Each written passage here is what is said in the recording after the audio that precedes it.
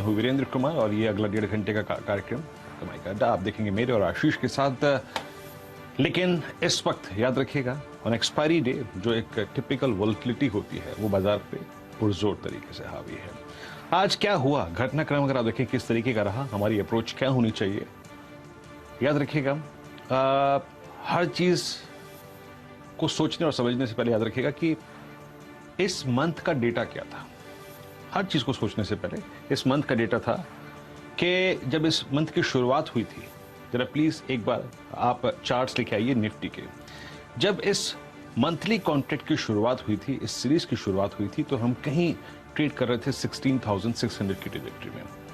Market ने focus किया पहले 17,000 पे और बेस्ट केस में 17,500। ये वीकली और अगस्त के मंथली कॉन्ट्रैक्ट में, यानी फर्स्ट वीकली कॉन्ट्रैक्ट में और मंथली कॉन्ट्रैक्ट में सबसे बड़ा पिवट पॉइंट था और वो निफ्टी ने आज अचीव कर लिया था। आज सुबह हमारी अप्रोच क्या थी खुल के याद रखिएगा। आज सुबह हमने सारे ट्रेड्स निफ्टी और निफ्टी बैंक के अपनी सुबह की रणनीति के मुताबिक 9:15 से लेकर 10 बजे के बीच में बुक किए और फिर हमने एक ट्रेड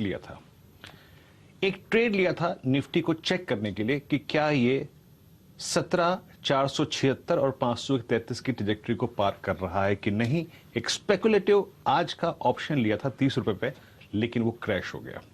तो हमने एक छोटा सा, अगर आप देखें, स्पेकुलेटिव ट्रेड लिया था, जीरो और हीरो, बट वो क्रैश हो गया। बट स्टिल मैं कहूंगा अब हमारे पास डेटा नहीं है। आशीष कार्यक्रम में मौजूद है इस वक्त, थोड़ा विलंब हो गया था उन्हें आने में, लेकिन आशीष अब हमारे पास इस रेंज का डेटा नहीं है और कल एक इवेंट भी है। मेरे ख्याल से थोड़ा न्यूट्रल रहना ठीक रहेगा। अब आशीष ना विलंब नहीं हुआ, डायरेक्टर साहब कह रहे थे तुम हेडलाइन पढ़ते हो तो समझ में नहीं आता, वीरू पढ़ने तो सारी, तो मैं बैठा हुआ इंतजार कर रहा था मेरी बारी का। वीरू की आवाज नहीं जा रही। लाइए भाई भारतीय बाजार एक बार स्क्रीन में, वीरू ने बढ़िया समझा दिया आपको मार्केट्स का मोमेंटम। थोड़ा सा और आगे बातचीत करेंगे। जो बड़ा इवेंट है कल का वो आपकी स्क्रीन पर है। दरअसल सिर्फ 20 घंटे दूर कल सुबह 10 बजे क्रेडिट पॉलिसी का अनाउंसमेंट होगा। तो वो मॉनेटरी पॉलिसी कमेटी की 3 दिनों की बैठक का आज डे 2 है। कल वो बैठक खत्म होगी 10 बजे पॉलिसी, 12 बजे वो आरबीआई गवर्नर साहब की प्रेस कॉन्फ्रेंस। दोनों बहुत इंपॉर्टेंट। पॉलिसी इसीलिए क्योंकि स्ट्रीट में कंफ्यूजन है, कल गवर्नर साहब या एमपीसी फाइनली डिसाइड क्या करता है। वो कंफ्यूजन इस बात का है कि दरें बढ़ेंगी, ये सब मान रहे हैं, 25, 50 या कई लोग 35, ज्यादातर लोग 35 की तरफ बढ़ गए। तो देखना होगा दरअसल क्या फाइनल फैसला आता है। और जिस तरह की चेंजिंग डायनामिक्स हैं, चेंजिंग डायनामिक्स मतलब इन्फ्लेशन कूल ऑफ हुआ, मॉनसून बेहतर हुआ पिछली बार से अब तक की तस्वीर के बीच में, कच्चा तेल नरम पड़ गया जो सबसे इंपॉर्टेंट हमारे लिए, तो ये सब चीजें बदली हैं। तो देखना होगा दरअसल एमपीसी के बाद गवर्नर साहब की कमेंट्री क्या रहती है आगे की ट्रेजेक्ट्री और आउटलुक को लेकर। खैर पहले निफ्टी दिखाई है स्क्रीन पे। तो वीरू ने बताया आपको भारतीय बाजार दबाव में आधे % के आसपास की कमजोरी। एक समय ये कट काफी डीप हो गया था, तो हम शुरुआत ठीक ठाक करी थी हमने। उस ठीक ठाक शुरुआत 17,490 एक इंटरडे दिखाई ना साहब, 490 तक के लेवल्स इंटरडे में छुए थे। उसके तब हम 100 पॉइंट निफ्टी में उछाल के साथ ट्रेड करते। 100 पॉइंट ऊपर वाला निफ्टी जब स्लिप हुआ तो 225 पॉइंट नीचे गिर गया। 325 पॉइंट का ये स्विंग था ऊपर से, और अब वो जो 225 पॉइंट नीचे वाला 100 पॉइंट की कमजोरी, नीचे से रिकवर हुए। एक बात ध्यान रखिएगा, एक्सपायरी का दिन और चाइना ताइवान टेंशंस एस्केलेट होते हुए, चाइना एक मिलिट्री ड्रिल कर रहा है 4 दिन की, आज से शुरू हुई है। तो आई एम श्योर इस बीच आपने कुछ खबरें सुनी होंगी। एक्सपायरी के दिन खबरों को जरा छान के लीजिएगा। जो चाइना मिलिट्री ड्रिल कर रहा है और वो ताइवान स्ट्रेट में मिसाइल प्रिसीजन स्ट्राइक करी, वो अपनी ड्रिल कर रहा है, ना कि इस समय ताइवान पे अटैक कर रहा है। वो इंटिमिडेट कर रहा है लेकिन वो अपनी ड्रिल कर रहा है। तो इस तरह की बीच में खबरों के चक्कर में वो एकदम से स्लिप हुआ, शार्प सेल ऑफ आया, और उसके बाद बाजार ने रियलाइज किया कि अभी तो चाइना सिर्फ अपनी ड्रिल ही कर रहा है, तो रिकवरी के मोड पे आया। तो एक्सपायरी के दिन जब इस तरह की खबरें आए तो थोड़ा ध्यान रखा करिए। सीएनबीसी आवाज पे तो हमने खैर डिटेल में कॉल ले लिया है कि कोई जल्दबाजी नहीं होगी, इस तरह की कोई भी न्यूज आएगी तो पहले उसे वेरीफाई करा जाएगा, उसके बाद ही चलाया जाएगा। अच्छा, इस बीच ग्लोबल मूड कैसा है ये बता देता हूं। यूएस कल 1.25%, 2.5% उछला था। आज सुबह फ्यूचर्स इस समय फ्लैट ट्रेड कर रहे हैं। यूरोप फ्यूचर्स इस समय फ्लैट। यूरोप इस समय मजबूती के साथ है, फ्लैट है, 0.5%, 1%, इस तरह से बेंचमार्क्स उछाल के साथ ट्रेड कर रहे हैं। और एशिया जो बंद हुआ है, जो बंद होने की कगार पे है, सब बेहतर कर रहे हैं। ये हम हैं थोड़ा सा अंडर परफॉर्म कर रहे हैं, हम हैं जो दबाव में है। और वो उसकी वजह है कि हमने आउट परफॉर्मेंस भी सबसे अच्छा दिखाया है। हम जो 6 दिन से उछल रहे थे या जून मिड से जो रैली पकड़ी थी, वो आउट परफॉर्मेंस स्टार्क था अपने ग्लोबल पीयर्स के सामने। शायद इसीलिए एक्सपायरी के दिन थोड़ा सा अनवाइंडिंग का प्रेशर, लेकिन हम थोड़ा सा नर्वस हो गए एक्सपायरी के दिन वो खबरों के बीच में। एक चीज और ध्यान रखिएगा, जब मैं एलिमेंट्स बता ही रहा हूं तो इंडिया विक्स को रेड आप रखिएगा। मैं लास्ट चेक कर रहा था, इंडिया विक्स 8-9% ऊपर, ऑलमोस्ट 20 की ट्रेजेक्टरी पर। तो ये सब चीजें थोड़ा सा आप डेवलप इवॉल्विंग, इन सबको रेड आप रखिए। मजबूती है फार्मास्यूटिकल्स में, वो सुबह इंडिकेशन थे जब सिप्ला, डॉक्टर रेड्डी जैसे स्टॉक्स हम लोग हाईलाइट करते स्क्रीन पे जाते वक्त। तो फार्मा बेहतर करता हुआ, मेटल्स बेहतर कर रहे हैं, और सिलेक्टिवली आईटी अभी भी दमखम दिखाने की कोशिश कर रहा है, इन ग्रीन ट्रेड कर रहे हैं ये पॉकेट्स। लेकिन दबाव दरअसल बैंक्स और फाइनेंशियल्स में, बैंक निफ्टी अभी भी 1% की कमजोरी, और इनफैक्ट एक समय तो 750 गिर गया था निफ्टी बैंक, अभी भी 350 पॉइंट की कमजोरी के साथ कामकाज करता हुआ। वीरू ठीक है, वो जीरो ट्रेड जो आपने बात करी थी, लेकिन अब जिस तरह से वॉलेटिलिटी ग्रिप करी, वॉलेटिलिटी तो खैर पिछले 3 दिन की हाईलाइट है, हम रेजिलिएंट हों, लेकिन वॉलेटिलिटी हाईलाइट बनी अच्छे मूव्स के बाद। क्या लग रहा है, क्या रीडिंग लग रही है? देखिए आशीष, क्योंकि मैं इसलिए पता है आज सुबह भी एक्सपायरी के पोल वोल जितने पार्टिसिपेंट्स थे, सब कॉन्फिडेंस के साथ उतरे थे इस बाजार में, और स्क्रीन थोड़ी डिसअपॉइंट कर रही है। आशीष देखिए, एक बहुत लॉजिकल टारगेट था, 17,500। वो मंथली और वीकली कॉन्ट्रैक्ट में एक ऐसा पॉइंट था, मेरे आज सुबह आपने कमेंट्री सुनी होगी कि इस पॉइंट पे आके अपने सब्सटेंशियल प्रॉफिट्स को कन्वर्ट करने की सोचिएगा। फ्यूचर्स को खड़ा करने का मतलब नहीं था उस वक्त, ठीक है। और लेकिन ये फीलिंग भी थी आशीष, क्योंकि मोमेंटम स्ट्रांग था, ये फीलिंग भी थी कि कहीं हम इसको पार न कर जाए। 17,476 और 533 पार कर जाते ना आशीष, तो और बड़ा स्विंग भी आया था। बाजार हल्का होना चाहता था, और आई थिंक इस ड्रिल, आई थिंक कुछ हद तक व्हाट्सएप यूनिवर्सिटी भी इसमें काम करती है काफी अपना, तो वो जो रिस्क एलिमेंट था वो एकदम से आया, और लोगों ने अपने प्रॉफिट्स को कैश में कन्वर्ट करना अच्छा समझा। आशीष, वॉलेटिलिटी रोज थी, कल भी थी, परसों भी थी, लेकिन वो एक कंट्रोल्ड वॉलेटिलिटी थी। वो कंट्रोल्ड वॉलेटिलिटी इसलिए थी क्योंकि जहां पे भी एफआईएस ने पुट बेची रोज बरोज, बाजार उससे रिकवर कर गया। लेकिन आज नहीं, आज इंट्राडे का जो स्विंग है ना आशीष, ये टिपिकली दिखाता है कि बाजार ने अपना एक बहुत लॉजिकल टारगेट पूरा कर लिया। आशीष, अब मैं यहां पे ट्रेड नहीं लूंगा। हमने एक दिशा को बहुत अच्छी तरीके से खेला, अच्छे फ्यूचर्स प्रॉफिट बुक करे, एक ट्रेड चेक लिया, वो क्रैश हो गया, वो नहीं चला। अब मेरे पास इस रेंज का डेटा नहीं है आशीष। अब मुझे डेटा तब मिलेगा या तो आज हम मॉर्निंग का हाई क्रॉस कर दें, या फिर इस रिट्रेसमेंट के बाद on both indexes, Nifty and Nifty bank Ashish, या तो मॉर्निंग के हाई को क्रॉस कर दें, या फिर एक डिसेंट रिट्रेसमेंट के बाद। ये जो विक्स बढ़ा है ना इसका आशीष, इसका मतलब यही है, लेट द मार्केट रिट्रेस होने दीजिए, किसी पिवट पॉइंट पे बेस बनाए, फिर आपको जब विजिबल हो अगले वीकली कॉन्ट्रैक्ट में जो कल से कमेंस होगा, पुट राइटर्स कहीं ग्रिप ले रहे हैं तो एक कॉल लेंगे। यहां पे कॉल लेना निफ्टी की और निफ्टी बैंक की एक टिपिकली स्पेकुलेटिव ट्रेड होगा, उसमें किसी का भी गैस वर्क अच्छा हो सकता है, चाहे वो लॉन्ग हो चाहे शॉर्ट हो। मैं लॉजिकली आशीष अब री एंट्री नहीं करूंगा, मेरे को डेटा चाहिए दोबारा री एंट्री करने के लिए आशीष। डेटा चाहिए दोबारा री एंट्री करने के लिए। हमने बहुत अच्छी तरीके से इस मोमेंटम में एंजॉय करा है। अब थोड़ा साइडलाइन पे बैठते हैं, जब डेटा कुछ कंफर्मेशन देगा तब फिर कुछ आगे बात बनेगी। एक बार निफ्टी की कंट्रीब्यूशन प्लेट, उसके बाद प्रोड्यूसर्स आप बना के लाते हैं ना, वो आज के ट्रेंडिंग स्टॉक्स, उस पे जाऊंगा। लेकिन पहले निफ्टी की कंट्रीब्यूशन प्लेट, वो रिलायंस और प्राइवेट बैंकिंग या फिर बैंकिंग एज अ स्पेस, ये पूरी पॉकेट दिक्कत करती हुई। रिलायंस दबाव में आपकी स्क्रीन पर, ICICI bank, SBI, Kotak, HDFC bank, axis bank, कोई भी उठाइए, आज वो पॉकेट थोड़ा सा दबाव में। यही सब वो हैवी वेट्स हैं जो दरअसल निफ्टी को 100 पॉइंट नीचे खींचते हुए इस समय नजर आएंगे। लाइए भाई आज के ट्रेंडिंग स्टॉक, डायरेक्टर साहब जरा फायर करिए। एक बार क्विकली बता देता हूं, उसके बाद जो पैनल है उनसे जुड़ेंगे और उनसे जानेंगे इस समय के उनके बेहतरीन ट्रेड्स कौन से। घुमाएंगे नहीं क्या? आएगा, स्टार्ट किया उन्होंने। सिप्ला फार्मास्यूटिकल्स आज अच्छा कर रहे हैं, 2.5% का उछाल। नेस्ले मजबूत 2%। तो उसके बाद देखिए ल्यूपिन, इतने खराब नंबर्स, सुबह सब चर्चा कर रहे थे दूर दूर रहने की वीकनेस की, क्या घूमा है ल्यूपिन, पिटा हुआ स्टॉक था, दायरे में फंसा हुआ था वीकनेस ऑफ हाई ट्रेड करने के बाद, और आज एकदम 5-5.5% का उछाल। जाइडस लाइफ, इसकी तो कुछ यूएस एफडीए से कुछ देर पहले अप्रूवल का अपडेट भी आया, शायद उसका फायदा भी, और फार्मास्यूटिकल आज स्वीट स्पॉट में है। 4.5% जाइडस लाइफ भी मजबूती। तो देखिए 3 फार्मा, 1 एफएमसीजी, डिफेंसिव, ये आउट परफॉर्म कर गया आज के बाजार में। मंदी, दबाव कहां पे है? टाटा कंज्यूमर, ये टाटा कंज्यूमर में आज सुबह खुलते से ही किसी ने एक सेल कॉल इनिशिएट भी करी थी, वीकनेस जब दिख रही थी। मैं कहा था भैती साहब थे, कौन था? टाटा कंज्यूमर 3.5% का दबाव। गुजरात गैस, मिक्स नंबर्स, कमजोर मार्जिन, 4.5% की कमजोरी। एनटीपीसी बहुत अच्छे चलने के बाद ये पावर स्टॉक्स देखिए, एनटीपीसी, पावर ग्रिड, सब कमजोरी के साथ इस समय कामकाज करते हुए। इनमें से कुछ प्रोमिनेंट स्टॉक्स पे आगे अपने पैनल से बातचीत भी कर लेंगे। दिखाइए अब आज के पैनल को। आप सबको गुड आफ्टरनून। गावा सर के साथ शुरुआत कर रहा हूं। गावा सर, ये इस समय का कोई दमदार ट्रेड, इस समय का कोई टॉप कॉल? और इस समय का डिफेंसिव ट्रेड है ऑन द लॉन्ग साइड, वो है सिंजीन।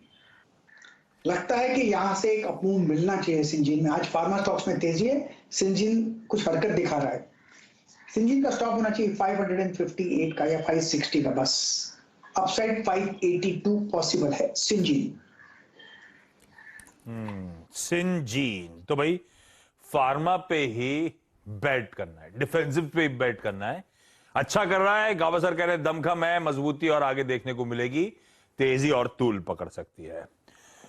पालविया साहब गुड आफ्टरनून। पालविया साहब, 2 बजे का ट्रेड कौन सा है, या 2 बजे ने कहा कि 2:10 का ट्रेड कौन सा? Good afternoon Ashish ji, good afternoon everyone. सो फार्मा स्पेस पे ही फोकस है आज, क्लियरली स्टैंड आउट करते हुए दिख रहा है ये सेक्टर, और उसमें हम सिप्ला पे बाय करने की सलाह देंगे।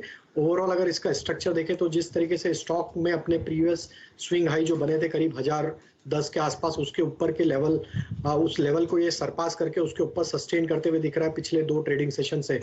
हमें लगता है आज जिस तरीके से फार्मा स्पेस में बाइंग इंटरेस्ट बना है, तो यहाँ पे सिप्ला फ्यूचर को बाय किया जा सकता है। अपसाइड के टारगेट हमें लगता है इसमें आ सकते हैं करीब 1065 से 1070 तक के। स्टॉप लॉस रखना होगा इसमें करीब 1010 के आसपास। तो सिप्ला बाय करने की सलाह रहेगी। रखिए भाई सिप्ला को रडार पे। एक प्रेफर्ड कॉल आता हुआ, सिप्ला बहुत बढ़िया मूव करता हुआ, और आज सुबह जब 4 का चौका लिया था, सिप्ला पे सस्ता ऑप्शन का ट्रेड भी आया था। 1040 का कॉल लाइए स्क्रीन पर एक्टर साहब। 1040 का कॉल लिया गया था 16 रुपए 70 पैसे पे।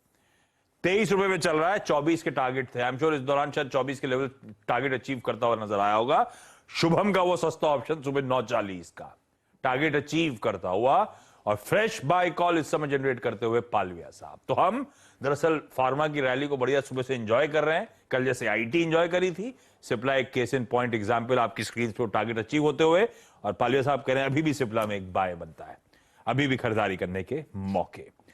सचिन आए, गुड आफ्टरनून। सचिन, क्या है आज का top trade? Good afternoon Ashish ji, good afternoon Virendra जी। क्लियरली जिस तरीके से मार्केट में वोलेटिलिटी है, मुझे लग रहा है यहाँ पर 2 लॉन्ग ट्रेड्स ऑलरेडी डिस्कस हुए, तो मुझे लग रहा है यहाँ पर शॉर्ट्स पे भी थोड़ा सा ध्यान देना चाहिए। एंड ये स्टॉक हमने हमारे क्लाइंट्स के साथ भी डिस्कस किया है। स्टॉक का नाम है पिरामिल एंटरप्राइजेस। ओवरऑल और स्ट्रक्चर देखे तो पिछले 4 दिनों से यहाँ पर एक करेक्टिव एक्शन बरकरार है, बट आज मुझे लग रहा है जिस तरीके से मार्केट में एक वीकनेस आई थी, उसने अपने 1700 के इंपॉर्टेंट सपोर्ट को वापस एक बार रिविजिट किया था। एंड जिस तरीके से 30 मिनट्स पे एक इनवर्स फ्लैग फॉर्मेशन है, तो मुझे लग रहा है ये वीकनेस कंटिन्यूड ही रहनी चाहिए। तो अभी भी फ्रेश शॉर्ट पोजीशंस बिल्ड करने की सलाह होगी पिरामिल एंटरप्राइज के फ्यूचर्स में। स्टॉप लॉस आपको यहाँ से लगाना है 1734 पे, and target on the lower side रखना है 1660 पे। पिक्वाली करनी है पिरामिल एंटरप्राइज के फ्यूचर्स में। ओके, पीएल पर आप देखें, आपकी सेल कॉल है। जरा प्लीज स्टार्ट को स्क्रीन पे लिखे आइएगा, क्या कर रहा है इसको देखते हैं। और 2 लॉन्ग्स के बाद एक शॉर्ट आया है, तो बैलेंस्ड याद रखिएगा अप्रोच है। PL is now trading at day low. Yes, खराब चार्ट भी है, और अपनी पिछले 4 दिन के बेस को इसने वॉलेट किया है इस स्टॉक ने, तो एक अच्छी शॉर्ट कॉल आती हुई यहाँ पर। आशीष शत्रुमुता जी, गुड आफ्टरनून कार्यक्रम में स्वागत है आपका। आशीष, आप कैसे अप्रोच कर रहे हैं मार्केट्स को? अब देखिए आज थोड़ी सी कंफर्म, थोड़ी सी अनकंफर्म न्यूज ने बहुत ही एक बड़े क्रिटिकल लेवल से एक प्रॉफिट बुकिंग को अगर आप देखें जनरेट कर दिया। ऐसे में अब क्या अप्रोच रखें, क्या पिक करें, क्या अवॉइड करें, आप क्या लेके चल रहे हैं इस वक्त?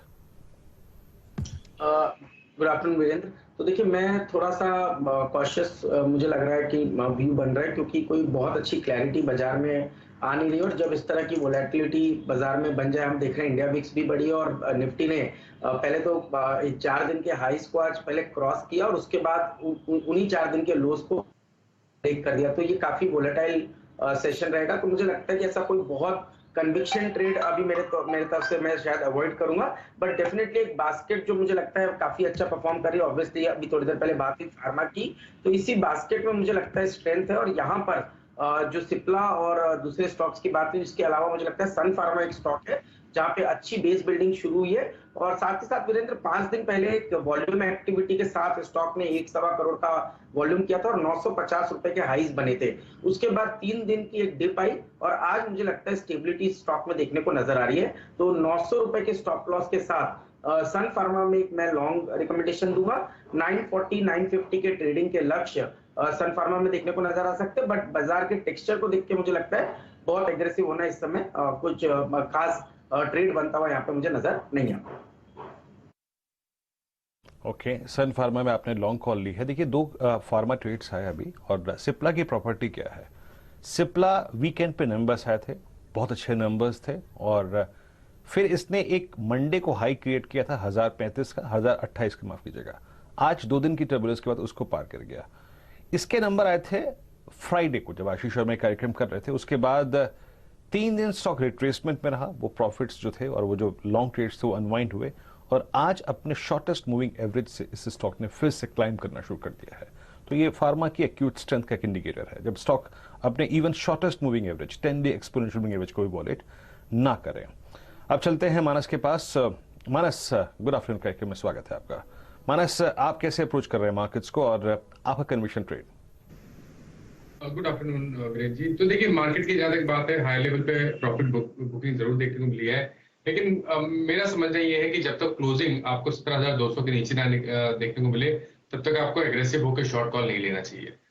कन्विक्शन आइडिया एक सेल रिकमेंडेशन है, क्योंकि स्टॉक स्पेसिफिक मार्केट है। तो आईसीआईसीआई जीआई लुम्बार्ड, आईसीआईसीआई लुम्बार्ड पे ध्यान दीजिए, क्योंकि ये स्टॉक पिछले 2 दिनों से 100 डे मूविंग एवरेज पे रेजिस्टेंस फेस कर रहा था। आज जब गिरावट देखने को मिली तो 50 डे और 20 डे मूविंग एवरेज के नीचे फिसला। तो आईसीआईसीआई जीआई में बिकवाली करिए, 1211 के आपको स्टॉप लॉस रख के 1165 तक के टारगेट्स देखने को मिल सकते हैं। आईसीआईसीआई जीआई, ये आपकी कन्विक्शन कॉल है, आपकी स्क्रीन पे 1195 पे इट्स सेल कॉल। ये एक वीक स्ट्रक्चर है, याद रखिएगा, वीक स्ट्रक्चर है। और अमूमन अगर आप देखें, इसने पिछले 1-1.5 महीने में बाजार के किसी भी अपसाइड में बहुत पार्टिसिपेट नहीं किया। अब आते हैं, देखिए, वो स्टॉक्स 1-2 डिस्कस कर लेते हैं जिनमें अच्छा मोमेंटम सुबह सुबह बन रहा था लेकिन बाद में कोलैप्स हो गया। Let's bring LNT. LNT retrace होके आया है 1777 पे, 1777 पे। मैं इसलिए यहां पे एक टेक चेक ले रहा हूं। मैं बहुत देर से, अगर आप देखें, इस स्टॉक पे बात करने की कोशिश कर रहा था, जिन स्टॉक्स ने बहुत दिनों बाद कुछ पिवट लेवल वॉलेट करने की कोशिश करी है। इस स्टॉक ने अभी तक 18 जुलाई से लेके अब तक कभी भी 10 डे में वॉलेट नहीं किया था, लेकिन आज वॉलेट कर रहा है। सचिन, आपकी राय क्या कहती है इस पे? Just check on LNT. आज क्या एक रिवर्सल का स्ट्रॉन्ग सिग्नल इसने दिया है, और किस लेवल के नीचे अपने लॉन्ग्स को एग्जिट कर जाना चाहिए एलएनटी पे? आज सुबह ये बहुत स्ट्रॉन्ग था, बट इसने भी पार्टिसिपेट किया प्रॉफिट बुकिंग में। जी वीरेंद्र जी, इनफैक्ट पिछले वेडनेसडे इसने एक हाई बनाया था 1820 के लगभग, एंड वहां से अगर हम डेटा को थोड़ा सा कोरिलेट करें तो वहां पर क्लियरली एक नेगेटिव डाइवर्जेंस नजर आ रहा था। एंड पिछले 4 दिनों का डेटा देखें तो क्लियरली वहां पर भी काफी मल्टीपल डोजी फॉर्मेशंस थे। तो लगभग ये अच्छे संकेत होते हैं जहां पर एक डिस्ट्रीब्यूशन फेज या फिर एक मूव अनलॉक होती है। एंड जिस तरीके से इसने आज अपने 5 डे एक्सपोनेंशियल मूविंग एवरेज के नीचे की चाल मेंटेन रखी है, तो मुझे लग रहा है कहीं जाकर ये जो एक रेजिस्टेंस बना है 1820 के आसपास का, मुझे लग रहा है वो थोड़ा सा फर्म है। And on the lower side जिस तरीके से सपोर्ट्स नजर आ रहे हैं, तो लगभग ये जो करेक्टिव वेव है, मुझे लग रहा है 1730 से लेके 1700 के आसपास स्विंग होनी चाहिए। तो इमीडिएट बेसिस पे तो यहाँ पर फ्रेश लॉन्ग्स डिप्लॉय नहीं करने चाहिए। इनफैक्ट किसी की एग्जिस्टिंग लॉन्ग पोजीशन है तो मुझे लग रहा है वो वहां से मुनाफा बांधना चाहिए। And on a decline somewhere close to the support मुझे लग रहा है वापस एक री एंट्री करने का मौका मिलेगा। एक काफी सब्सटैंशियल रैली के बाद ऐसे फॉर्मेशन आ रहे हैं तो मुझे लग रहा है एक सेकेंडरी मूव या फिर एक करेक्टिव मूव यहाँ पर ऑलरेडी इन एक्शन है। एंड 1820 के ऊपर मुझे लग रहा है वापस एक बार मोमेंटम अनलॉक होगा। बट फिलहाल जिस तरीके से स्ट्रक्चर है 1735 के करेक्टिव पे ही आपको खरीदारी करनी है ऑन द लॉन्ग साइड। चलिए सचिन, आप थोड़ा सा रेस्ट करिए और एक सस्ता ऑप्शन रेडी रखिए। कुछ देर बाद 4 का चौके का पहला एलिमेंट, आज का सस्ता ऑप्शन आने वाला है सचिन के सौजन्य से। इस बीच आपको बता दूं, कल की क्रेडिट पॉलिसी सुबह 10 बजे अनवेल होगी और सीएनबीसी आवाज पे एक बड़ा एक्सपर्ट्स का पैनल होगा। उस पॉलिसी में आपकी, उस पॉलिसी से पहले, उस पॉलिसी के बाद डीकोड, जो भी अनाउंसमेंट होगी बढ़िया तरीके से डीकोड करते हुए हम नजर आएंगे। तो पॉलिसी के प्लीज वो पैनल को भी क्विकली दिखा दीजिए डायरेक्टर साहब। और जो एलिमेंट की शुरुआत करी थी हम लोगों ने टॉप कॉल्स लेने की, तो एक होता साहब स्क्रीन पर है, पहले होता साहब से भी उनकी आज की एक टॉप कॉल ले ली जाए। शेर खान में होता साहब, मैंने अकाउंट खुलवाया, आपको जो पैसे दिए, पहला कौन सा स्टॉक इस समय दिलवा रहे हो आप लोग? गुड आफ्टरनून आशीष। फार्मा के साथ ही जाऊंगा। फार्मा में बहुत स्ट्रेंथ है और जिस तरह का मार्केट में अभी रनअप हुआ है लो से, एक सेक्टर रोटेशन की वजह से भी मुझे लग रहा है pharma can out perform in near term. तो यहाँ पे एक स्टॉक है टोरेंट फार्मा। रिजल्ट बहुत ही हेल्दी थे Q1 के, और उसका जो कमेंट्री था आगे के आउटलुक की तरफ, वो भी बहुत ही प्रॉमिसिंग था। कंपनी ब्राजील में, इंडिया में आउटलुक बहुत स्ट्रांग दे रही है, उनको मार्केट शेयर गेन करने की बात कर रही है। तो मुझे लग रहा है कि यहाँ पे एक बाय करके चलना चाहिए। अभी स्टॉक 27 टाइम्स FI24 पे ट्रेड हो रहा है, ऊपरी स्तरों से गिरा हुआ स्टॉक है, तो यहाँ पे रीरेटिंग हो सकता है। तो यहाँ पे मेरी बाय की सलाह रहेगी with the target price of 1820।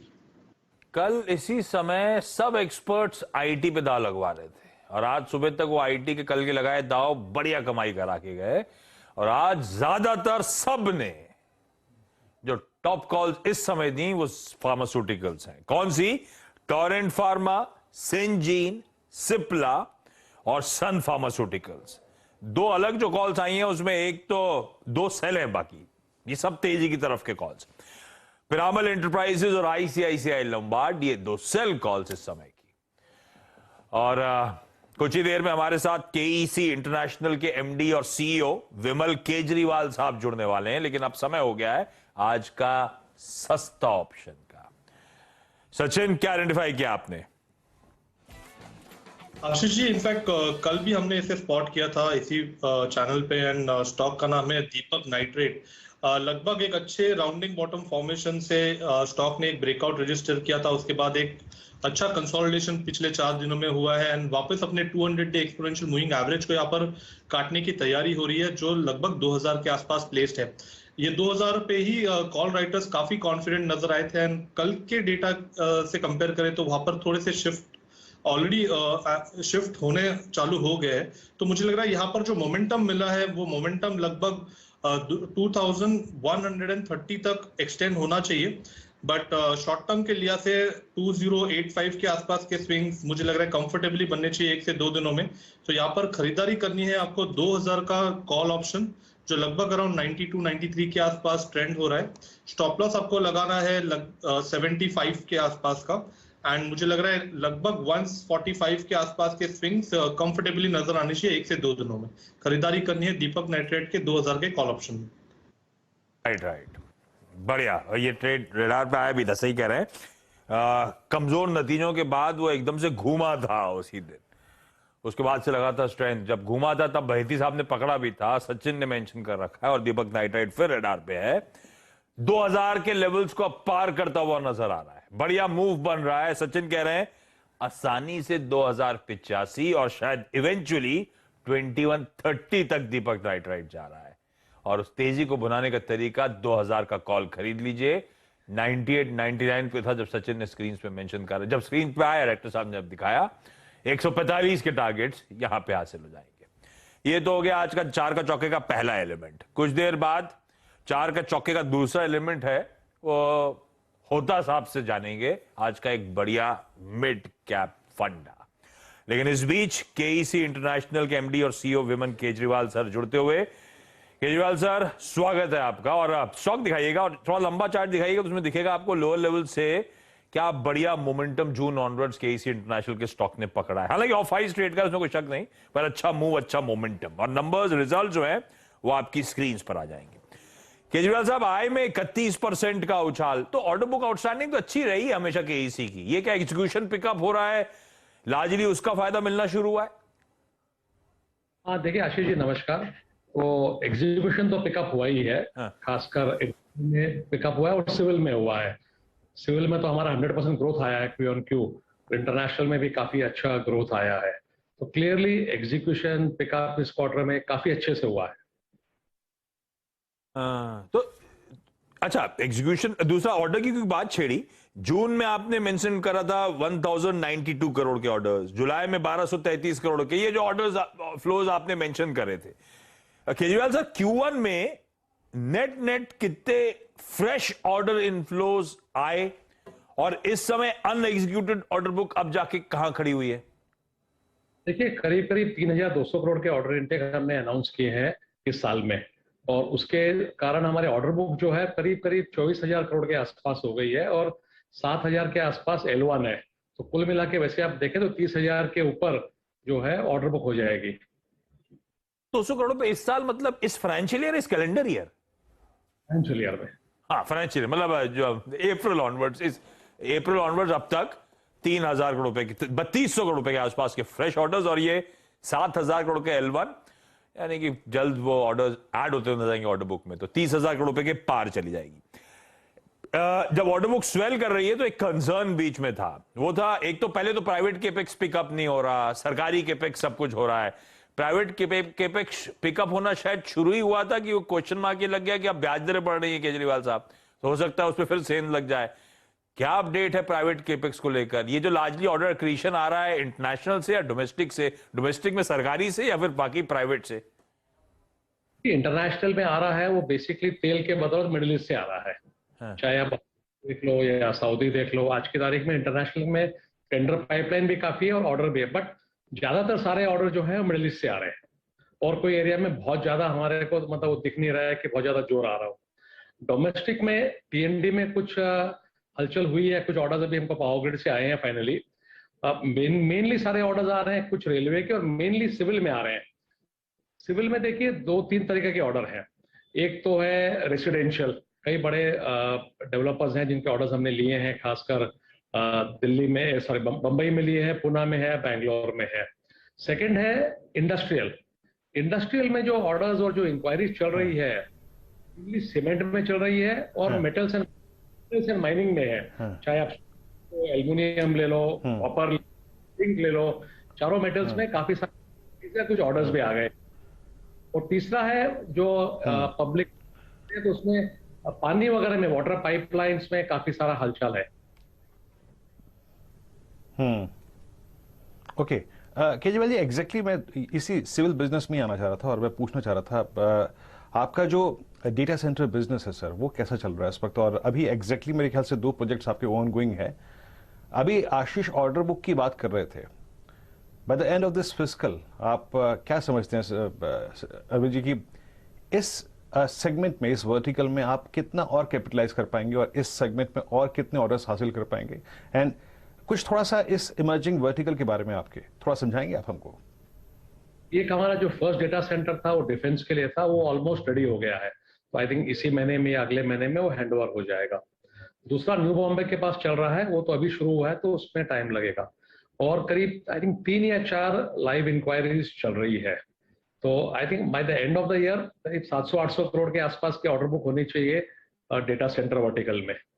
और उसमें क्या, ये मैं आपको सिविल की बता रहा हूँ, बट बाकी क्या हो रहा है कि जो हमारा टीएनडी वर्टिकल है वो भी डेटा सेंटर वगैरह से बात कर रहे हैं, ताकि उसमें पावर सप्लाई का जो भी अरेंजमेंट करना है, सबस्टेशन बनाने है, ट्रांसमिशन लाइन है, ग्रीन एनर्जी है, तो वो एक अलग डिस्कशन चल रहा है। उसमें भी कुछ जगह पे हम बिड कर रहे हैं। अगर वो आ जाता है तो वो नंबर एक्स्ट्रा रहेगा, इसके ऊपर रहेगा।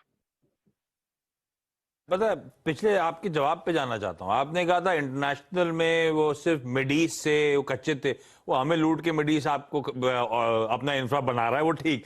लेकिन ये बाकी जगह इस तरह का ऑर्डर ट्रैक्शन नहीं आमतौर पे आता था। ये ग्लोबल रिसेशन, ग्लोबल स्लोडाउन के कारण ऐसा है कि सिर्फ मिडिल ईस्ट और बाकी जगह दिक्कतें आ रही हैं, ऐसा कुछ भाप रहे हो आप लोग क्या?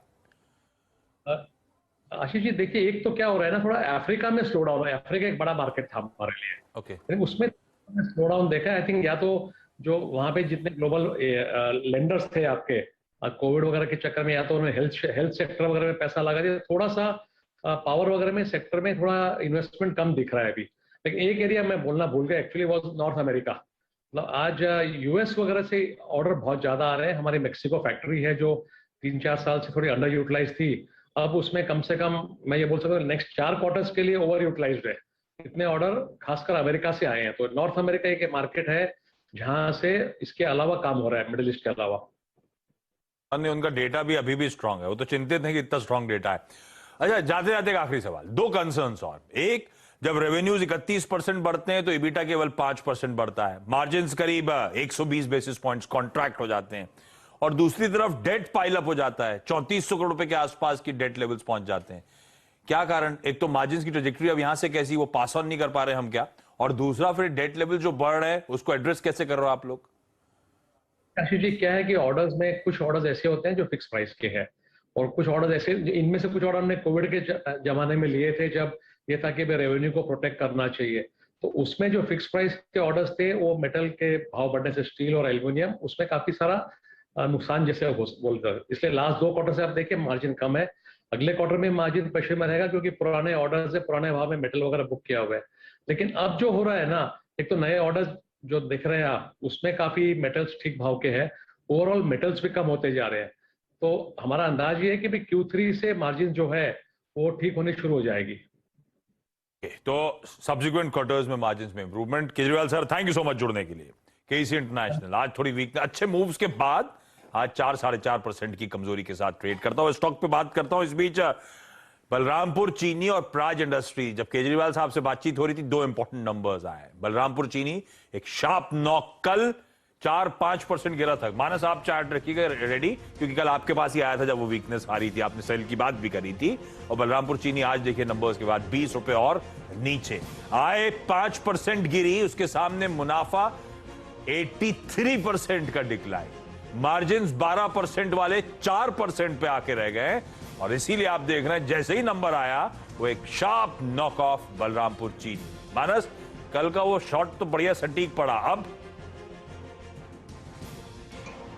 हमने 20-डे मूविंग एवरेज के नीचे ट्रेड करना शुरू कर दिया है। एक प्राइस ब्रेकडाउन देखने को मिला है, 370 रुपए के नीचे फिसला है। तो टेक्निकली तो जो पिछले लोज है 340-335 के रेंज में, स्टॉक उसको टेस्ट करने की कोशिश करेगा।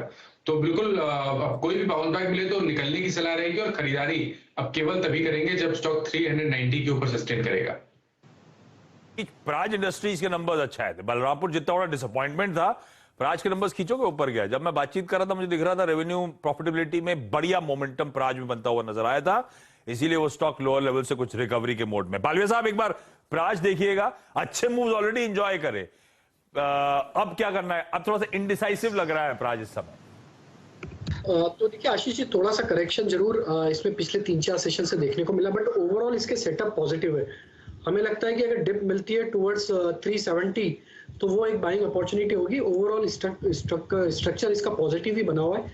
जैसे ये 400 के लेवल को क्रॉस करेगा तो हमें लगता है कि एक मोमेंटम यहाँ पे पिकअप होते हुए दिखेगा, जो कि इसको फिर 430-440 की तरफ भी लेके जा सकता है। तो डिप में 370 के आसपास अगर ये अवेलेबल होता है तो वहां बाय करने की सलाह रहेगी।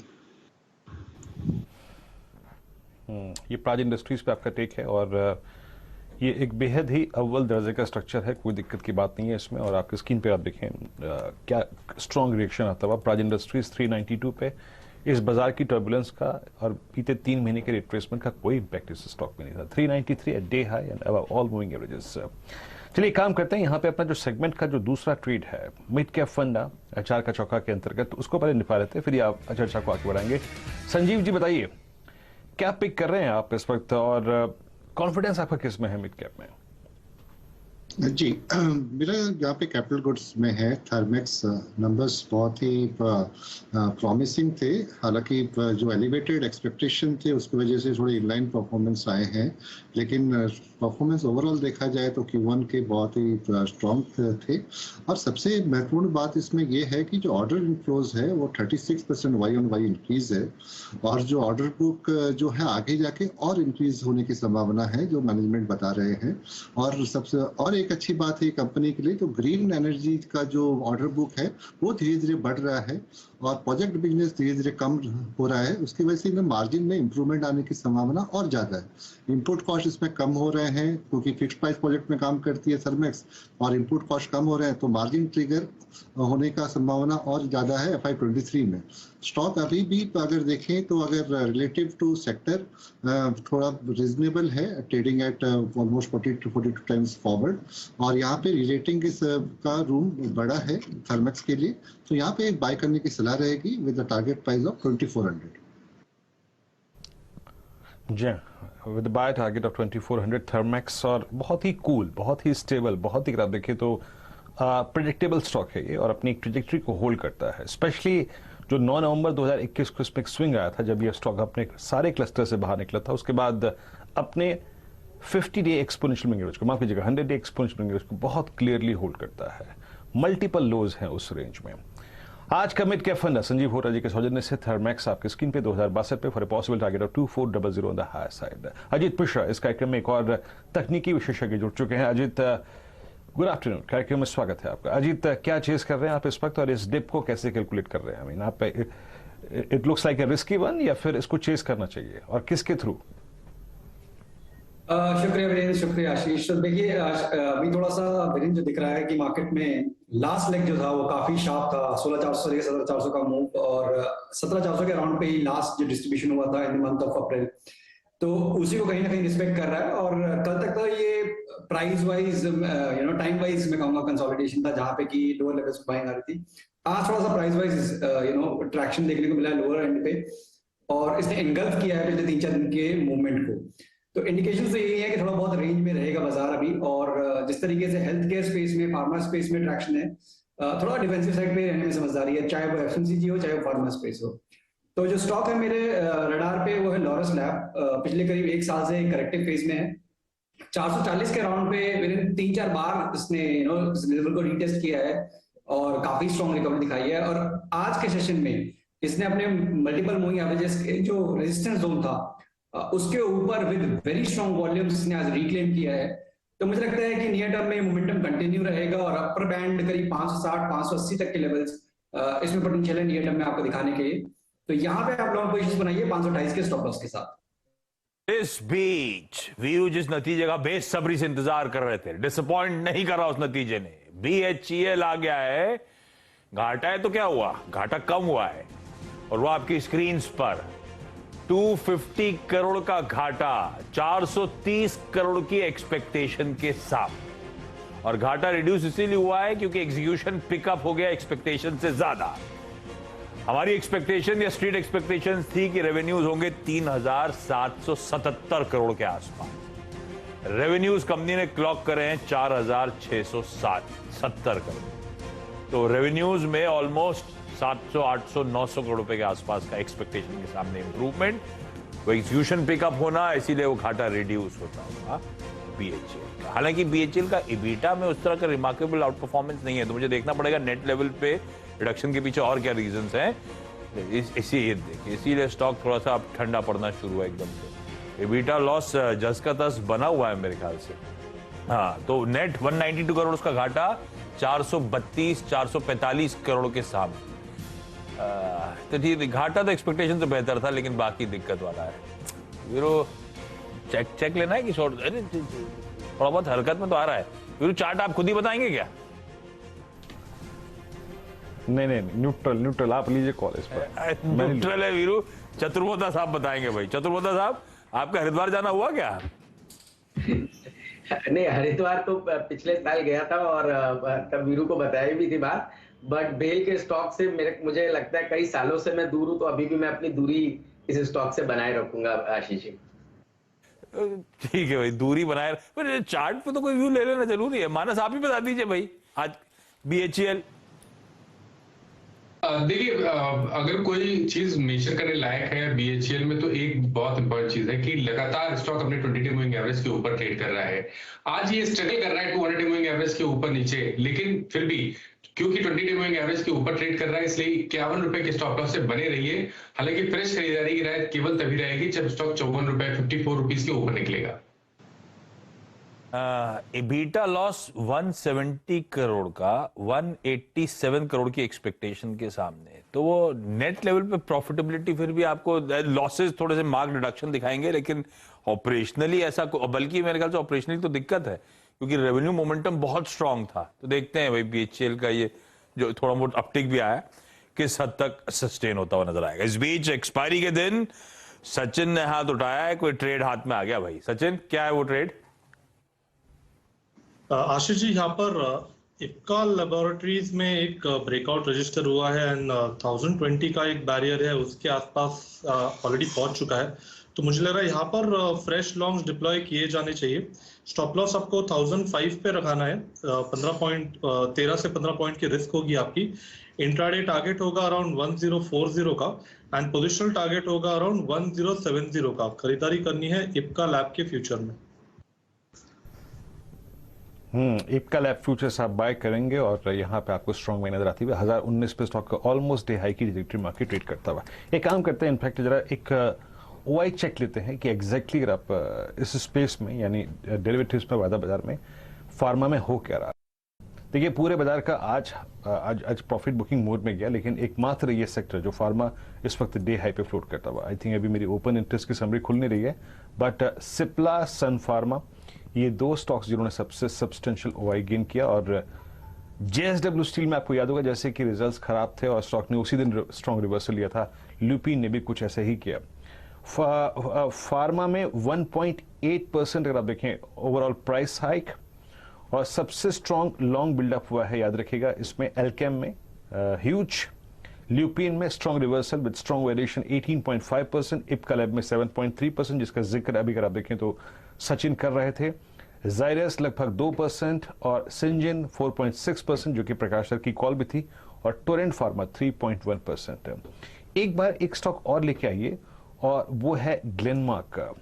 जरा ग्लेनमार्क का चार्ट लेके आइएगा। आशीष चतुर्मुथा जी, एक बार ग्लेनमार्क पे अपनी टिप्पणी करिएगा। आज इस स्टॉक में 376-95 एक पुल बैक है, but no doubt that is weakest structure with entire pharma. अभी ये 20 डेमा को अटेम्प्ट कर रहा है। कोई आपको strong chances of strong base या फिर स्ट्रॉन्ग रिवर्सल के लग रहे हैं इस स्टॉक में या नहीं? आज OI एडिशंस अच्छे हुए हैं इसमें। बिल्कुल, तो वीरेंद्र देखिए, पूरा जो फार्मा बास्केट है वो अच्छा नजर आ रहा है। निफ्टी फार्मा करीब 3 महीने के कंसोलिडेशन को डिसाइसिवली अब क्रॉस कर रही है और उसी का रिफ्लेक्शन है। तो डेफिनेटली जहां पर पे बड़े शॉर्ट पोजीशंस बनी है और खास तौर पे ऐसे सेक्टर में जो अभी रीरेट हो रहा है वहां पर बड़ी शॉर्ट कवरिंग के चांसेस बनेंगे। और ग्लेनमार्क मुझे एक शॉर्ट कवरिंग का कैंडिडेट लगता है, हालांकि फंडामेंटली हम इस पे बहुत कन्विंस नहीं रहे, पर जिस तरह से ये डाउन ट्रेंड के बाद 3 महीने का बेस स्टॉक ने बनाया है, मुझे लगता है अब 364 365 एक बहुत अच्छा सपोर्ट जोन रहेगा। और जैसे ही स्टॉक 380 381 की ट्रेजेक्टरी को क्रॉस करेगा तो मैं समझता हूं शॉर्ट्स वहां पर पे कवर करने के लिए काफी एग्रेसिव रहेंगे और तब शायद आपको इस रैली में स्टॉक 400 से 408 रुपए तक बढ़ता हुआ नजर आ सकता है। तो ग्लेनमार्क एक अच्छा शॉर्ट कवरिंग कैंडिडेट नजर आ सकता है।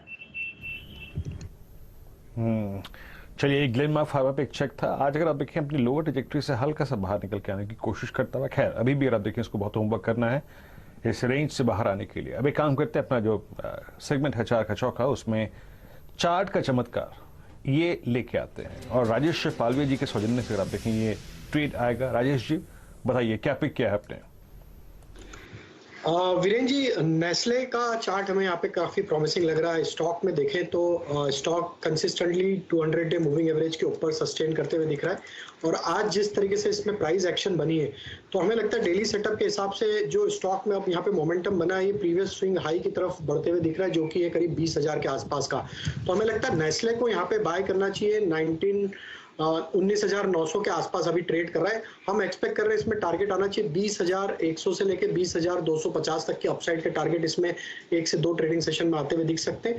करंट लेवल से स्टॉप लॉस सजेस्ट करेंगे करीब 19,750 का। तो नेस्ले का सेटअप हमें यहाँ पे काफी अट्रैक्टिव लग रहा है। Across all time frame stock एक बुलिश जोन में ट्रेड करते हुए दिख रहा है और आज जिस तरीके से प्राइस एक्शन बना है हमें लगता है मोमेंटम कैरी फॉरवर्ड होते हुए दिखेगा आज और कल के सेशन में भी। रखिए भाई नेस्ले को रडार पे, बढ़िया मूव 2.5% का उछाल। ये वही ट्रेंडिंग स्टॉक है जो प्रोड्यूसर साहब लेकर भी आए थे। बढ़िया मूव बन रहा था उस समय और तेजी और तूल पकड़ती हुई। पालिया साहब को पसंद आ रहा है हर टाइम फ्रेम पे बुलिश पैटर्न्स। 20,250 तक के लक्ष्य के लिए अप्रोच करने के मौके। अगला 4 का चौका का टीजर दे जाता हूं यहां पे। अब से करीब 10 मिनट बाद चतुर्मोता साहब देंगे आपको FNO सुपरस्टार। लेकिन इस बीच यतिन जुड़ चुके हैं। अब वक्त हो गया है, क्या चल रहा है आज अकेले भाई साहब? कहां चले गए? सुमित आया ही नहीं, पता नहीं। वो पता कर रहे थे कि क्या चल रहा है। हाँ, इस चक्कर में लेट हो गए। ऊपर किसी का बर्थडे था तो केक खाने में बिजी हो गया। खैर वो कुछ देर में जुड़ने वाला है। कल आने वाले इंपॉर्टेंट रिजल्ट्स पे उनसे बातचीत होगी। लेकिन क्या है आज रडार पे? तो खाने की तो बात होगी, अब पीने की बात करते हैं। हाँ? आप जो सोच रहे हो वो पीने की बात नहीं। मैं वीरू सोच रहा था। मैं तो सोच रहा था वीरू क्या सोच रहा है। तो मेरी तरह एक टी टोटलर कंपनी है वरुण बेवरेजेस लिमिटेड। हाँ। है ना, इसकी वेबसाइट है varunpepsi.com। ये इंडिया के मेजर पॉपुलेटेड रीजन्स में पेप्सी की जो है डिस्ट्रीब्यूशन करते हैं, बॉटलिंग करते हैं। और अगर हम वरुण बेवरेजेस की बात करें तो बहुत ही शानदार रिजल्ट्स आए थे और स्टॉक ऑल टाइम हाई पे है। ये समझना जरूरी है कि क्यों ऑल टाइम हाई पे है, क्योंकि यूजुअली ये जो डुओपोलिस्टिक ओलिगोपोलिस्टिक प्रोडक्ट्स हैं कोला के, उसमें कोका कोला है, पेप्सी है, काफी सारे ब्रांड्स हैं। लेकिन ये वरुण बेवरेजेस ने इसको दरकिनार करते हुए काफी अच्छा पेनिट्रेशन अपने एग्जिस्टिंग रीजन्स और टेरिटरीज में दिखाया है। अगर हम बात करें पेप्सी ब्रांड के कार्बोनेटेड ड्रिंक की, जिसे ये लोग CDS सेगमेंट के नाम से जानते हैं, कार्बोनेटेड सॉफ्ट ड्रिंक, और यहाँ काफी जबरदस्त ग्रोथ आपको आती हुई दिखाई देती है। पैकेज्ड वाटर की अगर हम बात करें एक्वाफीना, वहां 15 से 20% की ग्रोथ कंपनी ने की है। और ट्रॉपिकाना जूसेस में हाई सिंगल डिजिट्स, मतलब 7, 8, 9% के आसपास की ग्रोथ इन्होंने साल दर साल बेसिस पे दिखाई है नंबर ऑफ केसेस सोल्ड पे। और अगर हम बात करें कंपनी के डेट की, तो परफॉर्मेंस बहुत ही अच्छा इंप्रूव हुआ है। लगभग 6 महीनों में कंपनी ने 1000 करोड़ से ज्यादा अपना डेट कम किया है और कर्ज जो दिसंबर 2021 में 3000 करोड़ था वो घट के करंट क्वार्टर में 2055 करोड़ ही रह गया। ऑब्वियसली ग्रोथ की बात करें तो प्रॉफिट ग्रोथ पिछले 5 साल का 36-37% के आसपास रहा है। सेल्स ग्रोथ 22% रहा है। इसका मतलब यह है कि कंपनी ने कंसिस्टेंटली अपने प्रॉफिटेबिलिटी और कॉस्ट को इंप्रूव किया है। और कार्बोनेटेड ड्रिंक की बात करें, जो एक मेजर रेवेन्यू ड्राइवर है, पेप्सी, मिरिंडा, 7 अप जैसी ब्रांड्स ये लोग जो है बॉटल भी करते हैं और डिस्ट्रीब्यूट भी करते हैं, तो लगभग 60 से 70% का ग्रोथ आपकी स्क्रीन पे आपको दिखेगा किस हिसाब से ये ग्रोथ हुई है। हर क्वार्टर इतनी ग्रोथ हुई है साल दर साल बेसिस पे, क्योंकि कंपनी दिसंबर एंडेड का बुक क्लोजिंग करती है। तो जो Q1 होता है मार्च एंडेड कंपनी का, ये कंपनी का Q2 होता है। और जो पिछला Q2 गया उसमें 73% की multi quarter high growth company ने दी है number of cases sold basis पे। और अगर हम पिछले 2-3 क्वार्टर्स की बात करें तो कोविड में भी और जहां कंजम्पशन वीक था उन क्वार्टर्स में भी कंपनी ने 60 से 70% की ग्रोथ दी है। तो कहीं ना कहीं अगर हम कार्बोनेटेड ड्रिंक की बात करें जो कि पेप्सी कोला है, और अगर हम पानी की बात करें तो कंपनी ने बहुत ही जबरदस्त परफॉर्मेंस और ग्रोथ दिखाई है। और मैनेजमेंट काफी कॉन्फिडेंट है कि आगे चलते हुए जो इन्होंने केपेक्स किया है, केपेक्स अंडरटेक करने वाले हैं, वहां से भी अच्छी ग्रोथ बनते हुए नजर आएगी आपको। कंपनी ने IPO किया था, स्टॉक ने अच्छा नहीं किया था IPO की लिस्टिंग के टाइम, लेकिन वहां से अगर आप देखें और इसका आप 2 साल का चार्ट देखें, 1 साल का चार्ट देखें, तो बहुत कंसिस्टेंटली कंपनी ने अच्छे रिटर्न्स इन्वेस्टर्स को कमा के दिए। रखिए भाई वरुण भाई, कुछ दिन पहले कोका कोला US के रिजल्ट्स आए थे। हाँ, गजब के नंबर्स थे। उस दिन मुझे याद है नीरज वाजपेयी ने अपनी सीधा साधा टीम में स्टॉक को मेंशन करा था, ये कहते हुए कि सेल्स देखिए कार्बोनेटेड ड्रिंक्स की, टी टॉटलर्स आजकल कंजम्पशन बढ़ा रहे हैं। नहीं, और कंजम्पशन भी बढ़ा रहे हैं। और आशीष, हम थोड़े दिन पहले QSR सेगमेंट की भी बात कर रहे थे। आप जुबिलेंट फूड देख लीजिए, सफायर देख लीजिए, दिव्यानी देख लीजिए, वेस्ट लाइफ डेवलपर्स यानी मैकडोनल्ड्स देख लीजिए। जो QSR सेगमेंट और ये जो, क्योंकि QSR का एक पोर्शन बेवरेज भी होता है, क्योंकि आपको कोक और पेप्सी जनरली बर्गर के साथ लेना पसंद होता है, पिज्जा के साथ लेना पसंद होता है, तो ये जो QSR सेगमेंट का शायद एक बाय प्रोडक्ट भी है, क्योंकि उनकी भी ग्रोथ हो रही है, इनकी भी उतनी जबरदस्त तरीके से ग्रोथ हो रही है। गाबा सर, आप भी खाने के साथ पसंद करते हैं? सॉरी, नहीं सॉरी बोलने के क्या है, ठीक है, नहीं करते, मतलब कोक पेप्सी का पूछ रहा था मैं। ठीक बात। अच्छा, इस बीच डाबर के रिजल्ट्स आप लोग की स्क्रीन्स पर आते हुए इन लाइन विद एक्सपेक्टेशंस कहिए, एकदम बैंग इन लाइन है। 440 करोड़ की प्रॉफिटेबिलिटी के आंकड़े के सामने 441 करोड़ का प्रॉफिट। तो हमारी रिसर्च टीम ने एकदम जैसे एक्सपेक्ट किया था वैसे के वैसे ही। डोमेस्टिक वॉल्यूम ग्रोथ 4 से 5% रहेगी, 5% की वॉल्यूम ग्रोथ आई। EBITDA 540 करोड़ रहेगा, 543 करोड़ रुपीस का EBITDA क्लॉक करा है, और मार्जिन्स 19.2% की एक्सपेक्टेशन 19.3% पे आए, हालांकि 21.1% से घटे हैं, तो करीब 200 बेसिस पॉइंट मार्जिन्स गिरे हैं, पर जो स्ट्रीट एक्सपेक्ट कर रहा था, एंटिसिपेट कर रहा था, बैंग इन लाइन, हर आंकड़ा वैसे का वैसे ही आता हुआ। तो एक मिला जुला क्वार्टर, लेकिन जो एक्सपेक्टेशंस थी वैसे ही। 42 टाइम्स पे FY23 डाबर ट्रेड करता हुआ आपकी स्क्रीन पे, जिस करंट भाव पे 575 पे। होता साहब, डाबर रडार पे आप लोग के पसंद आता है? जी जी, डाबर FMCG पैक में one of our favourite pick है, और नंबर्स में आपने जैसे बोला, हमारा तो और कंजर्वेटिव नंबर्स था, हमारा तो 409 करोड़ का ही प्रॉफिट एस्टिमेट था, उसको उसमें तो बहुत बड़ा बीट किया है, और 19% का अपना मार्जिन एक्सपेक्टेशन था, उसको ही बीट किया है। और मुझे लग रहा है कमेंट्री जो कॉन कॉल में होने वाला है वो भी पॉजिटिव और प्रोमिसिंग होने वाला है, क्योंकि रूरल डिमांड और इनपुट कॉस्ट जैसे गिरे हैं, तो कमेंट्री भी आने वाले क्वार्टर्स के लिए पॉजिटिव ही रहेगा डाबर के लिए। रिसर्च टीम, आप पोच करना अलाउड नहीं है, क्योंकि हमारी रिसर्च टीम एकदम बैंग इन लाइन है, जो डाबर के एक्सपेक्टेशंस हैं। इस बीच कुछ स्टॉक्स जो अच्छे खासे वीकनेस दिखाते हुए, उसमें NTPC, ये कोल इंडिया, इन सब में अच्छी खासी वीकनेस। NTPC पे एक चेक लेना जरूरी है। एक काम करते हैं, अजीत मिश्रा सर से बहुत देर से बात नहीं हुई, अजीत जी जरा NTPC देख के बताइए।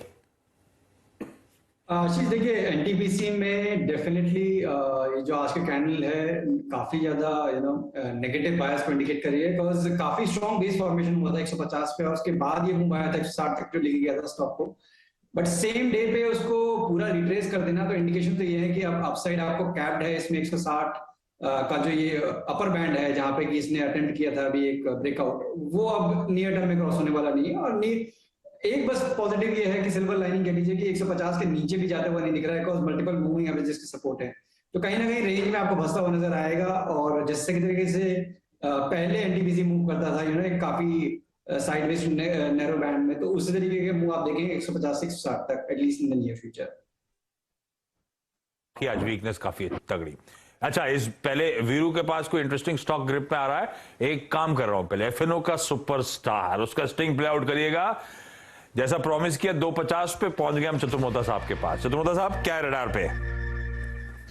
बिल्कुल, तो आशीष जी देखिए, पूरा फार्मा पे ही फोकस अभी बना हुआ है, उसके अलावा भी कुछ स्टॉक है, पर वो कैश सेगमेंट में जैसे टाटा एलेक्सी हमें काफी पसंद आ रहा है, बट क्योंकि FNO के स्टॉक की बात करना है तो मैं जाना चाहूंगा टोरेंट फार्मा के साथ, जहां पर पे वीकली और मंथली सभी कंसोलिडेशन फेज को स्टॉक ने बहुत स्ट्रॉन्ग वॉल्यूम्स के साथ आज ब्रेकआउट दिया है। और जिस तरह से निफ्टी फार्मा इंडेक्स एक रिकवरी मोड में आ रहा है, मुझे लगता है 1557 पे इस समय टोरेंट फार्मा ट्रेड कर रहा है, यहाँ एक लॉन्ग पोजीशन बनानी चाहिए। 1630-1650 के लक्ष्य मैं समझता हूँ टोरेंट फार्मा के स्टॉक में देखने को नजर आ सकते हैं, और क्योंकि फ्रेश ब्रेकआउट हुआ है तो रिस्क रिवॉर्ड फेवरेबल है। 1525 के स्टॉप लॉस के साथ ही एक लॉन्ग ट्रेड टोरेंट फार्मा के अंदर शॉर्ट टर्म और थोड़ा पोजिशनल पर्सपेक्टिव से भी लिया जा सकता है। बढ़िया है भाई, ये हो गया टेक्नो फंडा पिक। होता साहब ने डिटेल में फंडामेंटल समझाए, आशीष जी ने भी मेंशन कर दिया, टोरेंट फार्मा दोनों को पसंद आ रहा है, बढ़िया मूव्स एक्सपेक्टेड। अच्छा, थोड़ा आपने कहा फार्मा रडार पे थोड़ा संकोच के साथ वायदा का ढूंढा, कोई कैश वाला ज्यादा पसंद आ रहा था क्या? कैश में तो दूसरे स्टॉक है, जैसे कि अभी भी मुझे टाटा एलेक्सी और APL अपोलो जैसे स्टॉक बिल्डिंग मटेरियल स्पेस में APL अपोलो काफी प्रॉमिसिंग लग रहा है 1200 के लक्ष्य के लिए, और टाटा एलेक्सी पे भी 9400 9500 की अपसाइड देखने को नजर आ सकती है। टाटा एलेक्सी आपके स्क्रीन पे आप देखें, सुबह भी आशीष ने रिकमेंड किया था, कल भी रिकमेंड किया था, परसों भी रिकमेंड किया था, और क्या गजब की ट्रैजेक्टरी इस स्टॉक में आई हुई है। और एक कंसाइनर लाइक मेरे ख्याल से वो भी स्टॉक रिकमेंड किया था आशीष ने। खैर, अब इस बीच जरा निफ्टी लिखा है, निफ्टी करीब 17,347 पे, यानी वो जो डिप था ना निफ्टी में, उसके बाद हमने जो एक लो ट्रेजेक्टरी छुई थी वो थी करीब करीब 17,163, और उसके बाद जो हमारा एक हाई था 349, उसको हमने अभी भी काटा है, बाइसेक्ट करके थोड़ा सा न्यूट्रल होने की कोशिश करते हुए निफ्टी अपने डैमेज को कंट्रोल करता हुआ। और ये डैमेज कंट्रोल कहां से हो रहा है? कुछ केमिकल बास्केट के स्टॉक्स अच्छा कर रहे हैं, और इस टर्बुलेंस में भी लॉन्ग साइड में याद रखिएगा, फार्मा के बाद टेक्नोलॉजी, टेक्नोलॉजी के बाद केमिकल, केमिकल के बाद कैपिटल गुड्स, ये 3 स्पेस जहां पे लॉन्ग बिल्डअप हुए हैं। Let's bring chemical. Pi industries, सुबह मानस ने ट्रेड रिकमेंड किया था, ये अच्छा चला भी था। रेन, पीआई, इन दोनों ही स्टॉक्स में अच्छा मूव। रेन, पीआई इंडस्ट्रीज में लॉन्ग बिल्डअप काफी है, और दीपक नाइट्राइट में तो लॉन्ग बिल्डअप है ही। सुबह भी मैंने बात की थी कि दीपक पर नजर रखिएगा, रिजल्ट्स डे का रिवर्सल हमेशा बहुत महत्वपूर्ण होता है। मानस, दीपक नाइट्राइट 2005, सुबह हम बात कर रहे थे कि किसी भी तरीके से ये, और आप देखिए कितने नेगेटिव सर्कमस्टेंसेस में इसने कल की कैंडल के ऊपर एक क्लोजिंग की तैयारी करी है, और थोड़ा सा ऊपर 2010 पे इसका प्लेस्ड है 200 डे एक्सपोनेंशियल मूविंग एवरेज। मानस, क्या इस स्ट्रेंथ को कैरी करना चाहिए संभोरी जो ये इस पे लॉन्ग होल्ड कर रहा है, वो होल्ड रखे, या फिर किसी कॉल ऑप्शन पे ध्यान रखे इस स्टॉक में? बिल्कुल बने रहना चाहिए। देखिए 200 day moving average I think breach हो जाएंगे, जिस तरह के पैटर्न्स, जिस तरह के वॉल्यूम डेली चार्ट्स पे देखने को मिल रहे हैं। आई थिंक 2010 के लेवल्स ब्रेक करके 2100-2110 की तरफ जाने की कोशिश करेगा। 100-150 रुपए का तो आपको बिल्कुल देखने को मिल सकता है। तो अगर पोजीशन है तो बने रहिए, स्टॉप लॉस को ऊपर की तरफ रिवाइज करके 1964 कर लें। और अगर ऑप्शन में ट्रेड लेना चाहते हैं तो 2000 का कॉल ऑप्शन दीपक नाइट्राइट का ध्यान रखिए, मेरे ख्याल से 97 रुपीज के आसपास ट्रेड कर रहा है। यहाँ पर आपको स्टॉप लॉस 74 रुपीज के नीचे लगाना है, ऊपर की तरफ 140 रुपए तक के टारगेट देखने को मिल सकते हैं। ओके, ये सच्चिदानंद ने रिकमेंड किया ही था, याद रखिएगा। दीपक नाइट्राइट पे ऑप्शन 9740 पे ट्रेड कर रहा है। पिछले 20 मिनटों में स्ट्रॉन्ग एडिशन, याद रखिएगा, इस स्टॉक में हुआ है। और फिर लेके आइए आप जीएनएफसी। सचिन, जीएनएफसी वो स्टॉक है जो कि हम लोगों ने इस पैनल ने पिक किया था करीब 657 पे, मुझे अच्छी तरीके से याद है, जिस दिन ये स्टॉक अपने 100 डे एक्सपोनेंशियल मूविंग एवरेज को बाइसेक्ट करा था। 27 जुलाई का मेरे ख्याल से वो दिन था। सचिन, अब ये जाके स्ट्राइक कर चुका है उस जोन को 10 मई वाले, जिस दिन इस स्टॉक में ब्रेकडाउन आया था, जिस दिन इसने अपने 50 डेमा को वॉलेट किया था। Now it's 766.80। आपने दीपक नाइट्राइट पे एक व्यू शेयर किया, इस पर भी एक व्यू दीजिएगा। अच्छा ओ एडिशन डे हाई पर।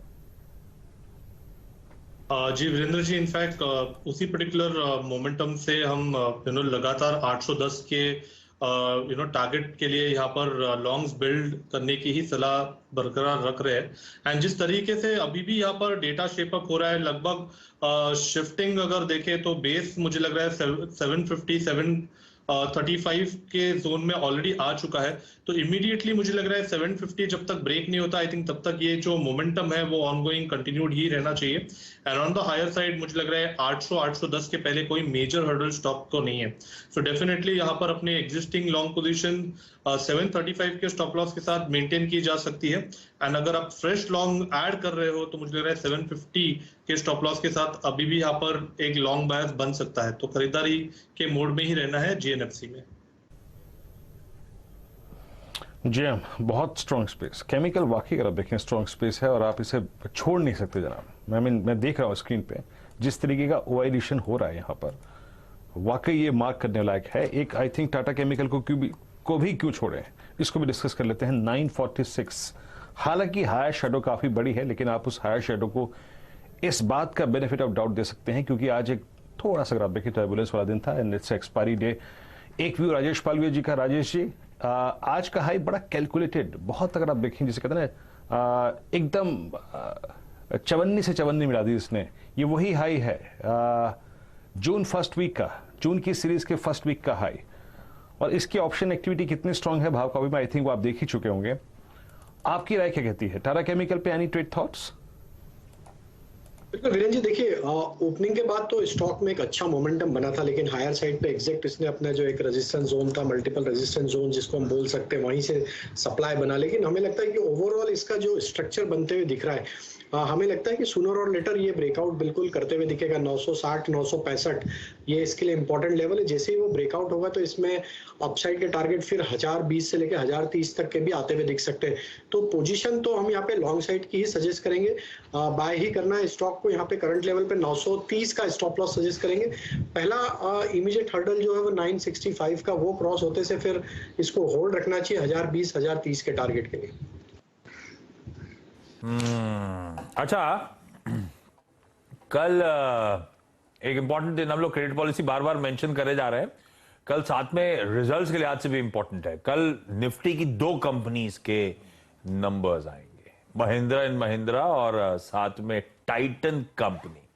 दोनों के इंट्राडे हॉटबोर्ड स्क्रीन पर रखिएगा। और सुमित से जाए, पालविया साहब, किसी में भी कोई ट्रेड वेड का मौका नजर आ रहा हो तो आप जरा चार्ट स्टडी करके रखना, मैं आपके पास आता हूं। सुमित, दोनों नंबर्स कैसे एक्सपेक्टेड? देखिए, पहले टाइटन के साथ शुरुआत करूंगा, क्योंकि टाइटन के केस में जो कल्याण ज्वेलर्स के नंबर आए थे वो बहुत स्ट्रांग हैं, टीबीजी के नंबर्स बेटर थे, तो ये थोड़ी थोड़ी टोन मिल रही है कि शायद जेम्स एंड ज्वेलरी स्पेस के नंबर बेटर होंगे। और अब क्योंकि टाइटन ऑलरेडी लोअर लेवल से मूव भी दे चुका है, तो नंबर्स किस तरह के रहेंगे? पहले अनुमान यह है कि रेवेन्यूज 168% बढ़ेगा, क्योंकि जैसे जैसे शॉपर स्टॉप में हमने देखा रिवाइवल, फुटफॉल इंप्रूव हो रहा है, आइनॉक्स में देखा फुटफॉल इंप्रूव हो रहा है, तो कंज्यूमर डिस्क्रिशनरी कंपनीज के फुटफॉल में इंप्रूवमेंट है, वही मुनाफे में रिफ्लेक्ट होगा। 12 गुना लो उसके बेस के सामने एक मुनाफा बढ़ने का अनुमान इस तिमाही में लगाया जा रहा है। मार्जिन करीब 12.5% 4.5% के सामने आंकड़ा होगा। अब वर्टिकल वाइज वॉच कारोबार 160%, आई केयर 200%, अन्य कारोबार 465%, कैरेट लेन 207%, इस तरह की ग्रोथ लो बेस के ऊपर आप देख सकते हैं। लेकिन यह भी माना जा रहा है कि शायद लास्ट क्वार्टर के कंपैरिजन में भी नंबर्स थोड़े से बेटर साइड पे इस तिमाही के अंदर कंपनी पोस्ट कर सकती है। तो वाई लो बेस की वजह से सीक्वेंशियली भी नंबर थोड़ा बेटर साइड पे आएगा। तो अब किस हद तक डिस्काउंट बाजार ने कर लिया ये कहना मुश्किल है। दूसरी चीज जो दूसरा नंबर आने वाला है वो है महिंद्रा एंड महिंद्रा का। रेवेन्यूज 68% इस तिमाही के अंदर बढ़ने का अनुमान M&M के केस में लगाया जा रहा है। 19,822 करोड़ रुपए का रेवेन्यू रह सकता है। एबिटा करीब 50%, 2,449 करोड़ का एबिटा। मार्जिन फ्रंट पे 12.5%, जो कि सीक्वेंशियली या वाई बेसिस पे थोड़ा सा ड्रॉप दिखा सकते हैं, आधे से 1% के आसपास का। और मुनाफे में करीब 1438 करोड़ रुपए के आसपास का मुनाफा इस तिमाही में रहेगा। लास्ट क्वार्टर में जो नए एडिशंस या नई सेल्स या नई डिलीवरीज कंपनी ने की है उसका एक इंपैक्ट इस क्वार्टर में देखने को मिलेगा। लेकिन नजर रखनी होगी ट्रैक्टर वॉल्यूम पे, किस तरह के आंकड़े, एस्कॉर्ट्स के नंबर वीक थे तो उसका एक इंपैक्ट यहां पर देखने को मिलेगा। और ओवरऑल वॉल्यूम करीब 45%, तो कितना एसयूवीज खींच के ले जाती हैं ऊपर या इनके बाकी कमर्शियल व्हीकल खींच के ले आते हैं, वो जरूर देखने लायक चीज होगी। वो जो इतनी सारी स्कॉर्पियो की बुकिंग का पैसा है अभी नहीं दिख रहा है, कहीं दिखता है क्या? अभी नेक्स्ट क्वार्टर में, अभी तो वापस भी जाननी है वैसे भी। कितना था? 11,000 रुपए होगा, 18,000 करोड़ रुपए। नहीं 18,000 तो एस्टिमेटेड सेल्स है। जो बुकिंग अमाउंट होता है वो 10-12,000 रुपए। आपने कितना दिया था उस थार के लिए बुकिंग अमाउंट? गावा sir full payment, 25,000 full payment कराए थे क्या आप? देनी दो, नहीं देनी दो, जब देनी दे दो मैं फुल दे आता हूँ, ऐसा था क्या? ऐसा नहीं किया था मैंने। रात में हाईवे पे था और जा रहा था गुजरात, रास्ते में रोककर मैंने गाड़ी बुक की फर्स्ट हाफ एन आवर, इसलिए लकी है मिल गया, फिर बाद में पेमेंट की फुल। मतलब मन नहीं था, घर से निकले रास्ते में ऐसी लगा कि बुक कर देता हूं तो बुक कर दी, ये था क्या? म्यूट कर दिया गावा सर। गावा सर की खुली चिल्लड़ जो गावा सर म्यूट कर दिया आपने। गलती से लग गया हाथ, लेकिन मैंने एक्चुअली फार्म पे जा रहा था और फार्म पे जाते जाते मैंने रोका गाड़ी को और बुक कर ली within first half an hour में। पेमेंट बाद में की थी, लेकिन भरा था 25,000। निकालने कद्दू जा रहे थे फार्म में, गाड़ी बुक कर दी रास्ते में, चल रहे हैं भाई। जेब में जो चिल्लड़ पड़ी थी वो दी, चिल्लड़ पड़ी थी, इससे टोकन। अभी गजब है गावा सर भी। अरे ये दोनों स्टॉक से पहले चार्ट में कुछ भी सुगुगाट है क्या पालविया साहब? भाई M&M और टाइटन कंपनी। आशीष जी देखिए, दोनों ही स्टॉक यहाँ पे प्रॉमिसिंग लग रहे हैं। और M&M तो अक्रॉस ऑल टाइम फ्रेम एक बुलिश जोन में ही ट्रेड कर रहा है, ऑल टाइम हाई ट्रेजेक्टरी पे ट्रेड करते हुए दिख रहा है। तो यहाँ तो बाय पोजीशन होल्ड ही रखना चाहिए। हमें लगता है यहाँ पे 1220 इंपॉर्टेंट लेवल रहेगा। अगर वो लेवल के नीचे नहीं आता है तो फिर तो स्टॉक में 1350 तक की भी अपसाइड इस स्टॉक में कंटिन्यू होते हुए दिखेगी। टाइटन में जिस तरीके के सेटअप बने उसमें हमने स्ट्रेटेजी सजेस्ट की हुई है। 2400 का कॉल बाय करके सामने हमने 2480 का कॉल शॉर्ट किया हुआ है। तो ऑलमोस्ट यहाँ पे जो कॉस्ट बनी करीब 40 रुपए की कॉस्ट में हमने ये स्ट्रेटेजी सजेस्ट की हमारे क्लाइंट्स को रिजल्ट के पहले। तो 2400 का कॉल बाय करके 2480 का कॉल बेचने की सलाह दी है। तो इस तरीके से हमने बुल कॉल स्प्रेड को यहाँ पे प्ले किया है। तो अल्टीमेटली व्यू हमारा पॉजिटिव है और हम एक्सपेक्ट कर रहे हैं टाइटन में 2480 2500 तक की भी अपसाइड यहाँ पे आते हुए दिख सकती है। तो सेटअप टाइटन का भी पॉजिटिव है। चलिए, तो ये टाइटन पे ठीक है आपका। अब बात करते हैं यथिन से। देखिए, मार्केट्स एक बहुत स्ट्रॉन्ग रिकवरी पाथ पे हैं और एक सब्सटेंशियल, अगर आप देखें, पार्ट मार्केट्स ने रिकवर कर लिया। लुक एट निफ्टी इन 17385। आप समझ लीजिएगा कि 2 बजे से लेकर अब तक लोअर लेवल से 100 पॉइंट की रिकवरी और आ चुकी है। डीलर्स ने आई थिंक आज के इस एपिसोड को, एक्सपायरी को कैसे रीड किया, किन स्टॉक्स को चेस कर रहे हैं, यतीन से ज्यादा रहते हैं। यतीन, आई थिंक मार्केट ने अपना एक लॉजिकल स्विंग टारगेट पूरा किया था, उसके बाद थोड़ी प्रॉफिट बुकिंग लाजमी थी, बाकी थोड़ा बहुत अगर आप देखें इस इवेंट ने इन्फ्यूज कर दी। लेकिन डीलर्स क्या चेस कर रहे हैं इस वक्त? देखिए आशीष, एक बात तो तय है कि शॉर्ट्स में ज्यादा पैसे नहीं बन रहे हैं और बाजार एक स्ट्रॉन्ग रिकवरी पुल बैक दिखा रहा है। लेकिन फिर भी 2-3 चीजें जहां डीलिंग रूम्स को लगता है कि थोड़ी बहुत प्रॉफिट बुकिंग होनी चाहिए, उस पर सबसे पहले है एसबीआई। देखिए, शनिवार को रिजल्ट आने हैं और रिजल्ट के पहले स्टॉक में 1-2 दिनों से आपको भारी वॉलेटिलिटी इंट्राडे में देखने को मिल रही है। डीलिंग रूम्स का मानना यह है कि यहां एक आप एसटीबीटी का ट्रेड ले सकते हैं। शायद आपको कल या परसों में यहां 10 से 12 रुपए का डाउन टिक आता हुआ दिखाई दे और ट्रेड सेटअप भी ये बता रहा है कि शायद थोड़ा बहुत प्रेशर आपको रिजल्ट के पहले एसबीआई के शेयर्स में आता हुआ दिखाई दे। तो यहाँ एक एसटीबीटी की रणनीति है। इसके अलावा जो एक स्टॉक आज स्टैंड आउट कर रहा है फार्मा स्पेस में, वो है जाइडस लाइफ। स्टॉक 5% ऊपर है और एक इवरमेक्टिन क्रीम का अप्रूवल उनको यूएस एफडीए से मिला है। उसके वजह से भी ऑब्वियसली सेंटिमेंटल अपटिक था। लेकिन अगर आप डीलिंग रूम्स की माने तो पोजिशनली यहां 7 से 8% की तेजी और दिखती है, पॉसिबल है। यानी 20 से 25 रुपए का अपसाइड डीलिंग रूम्स को लगता है कि इस स्टॉक में आपको मिलना चाहिए और इसीलिए यहां वो खरीदारी कर रहे हैं। डोमेस्टिक म्यूचुअल फंड्स भी अगर आप देखें तो फार्मा शेयर्स में जम के खरीदारी कर रहे हैं, ऐसा डीलिंग रूम्स बता रहे हैं। ज़ायडस लाइफ आपकी स्क्रीन पर आप देखें 363। यस सर, मेरे कुछ देर पहले इस चार्ट पे नजर गई भी थी। जरा प्लीज एक बार चार्ट क्लिक आइएगा इसका और उसको डिस्कस कर लेते हैं। अगर इस लॉन्ग ट्रेड को थोड़ा सा चेज करना है तो कैसे कर सकते हैं? जरा प्लीज चार्ट स्क्रीन पे लेके आइएगा। और मूव इसमें अच्छा है, नो डाउट, और आई थिंक एक बड़ा मूव ऑलरेडी आ चुका है और ये आया है लोअर ट्रेजेक्टरी से। याद रखिएगा, आज का जो लो है वो इसका मल्टी मंथ बेस है। मल्टी मंथ में अगर बोलूं तो 22 जून से लेके अब तक का बेस है और इनफैक्ट अगर थोड़ा सा 5-7% का स्विंग इधर उधर लेके चलूं तो इट्स ऑलमोस्ट 18 अप्रैल के बाद अब तक का जो बेस था उससे बाहर निकला है ये स्टॉक का। इस बीच अगर आप देखें, एक महत्वपूर्ण आ रही है बीएल पे, 1 शेयर पर 2 बोनस शेयर का ऐलान किया है। यहाँ पे अगर आप देखें तो यहाँ पे कंपनी ने 1 शेयर पर 2 बोनस शेयर का ऐलान किया है। एक बार बीएल का चार्ट लेके आइएगा। आई थिंक ये सबसे स्ट्रॉन्ग स्ट्रक्चर था, इसमें कोई राय नहीं है और आई थिंक इस खबर का एक स्ट्रॉन्ग इंपैक्ट आपकी स्क्रीन पर। इट्स 281.90। बहुत कंट्रोल्ड फॉल कल था इस स्टॉक में, बहुत कंट्रोल्ड फॉल परसों था और बहुत ही अच्छा बेस इसका है, करीब करीब 274 और वहीं से अगर आप देखें पुल बैक देता हुआ 281.80। आशीष, आप इस पूरे पैनल में अगर आप देखें सबसे अच्छी पकड़ रखते हैं डिफेंस पे। बीएल एचएल पे बाजार का काफी कॉन्फिडेंस है और आई थिंक अब ये खबर 1 शेयर पर 2 बोनस शेयर का कंपनी ने ऐलान किया है। आप कैसे अप्रोच कर रहे हैं और इस खबर के अंतर्गत I think it's an advantage in BL, आप कैसे अप्रोच करेंगे खबर को? नहीं, ये मैं मानता हूं मेरी पकड़ बहुत अच्छी है, लेकिन ये आशीष चतुर्मोता साहब को जवाब देने देता हूं। चतुर्मोता के लिए, चतुर्मोता जी के लिए। बिल्कुल बिल्कुल।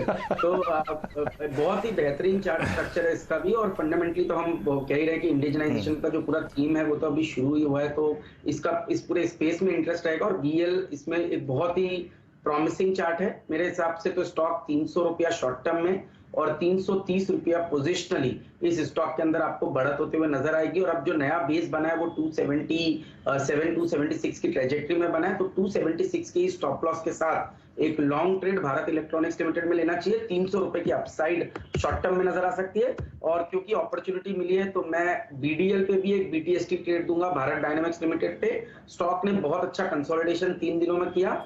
842 रुपए पे इस समय स्टॉक ट्रेड कर रहा है। 825 रुपए का एक स्टॉप लॉस रखना है। 900 रुपए के लक्ष्य मैं समझता हूँ बीडीएल के स्टॉक में, भारत डायनामिक्स लिमिटेड के स्टॉक में देखने को नजर आ सकते हैं।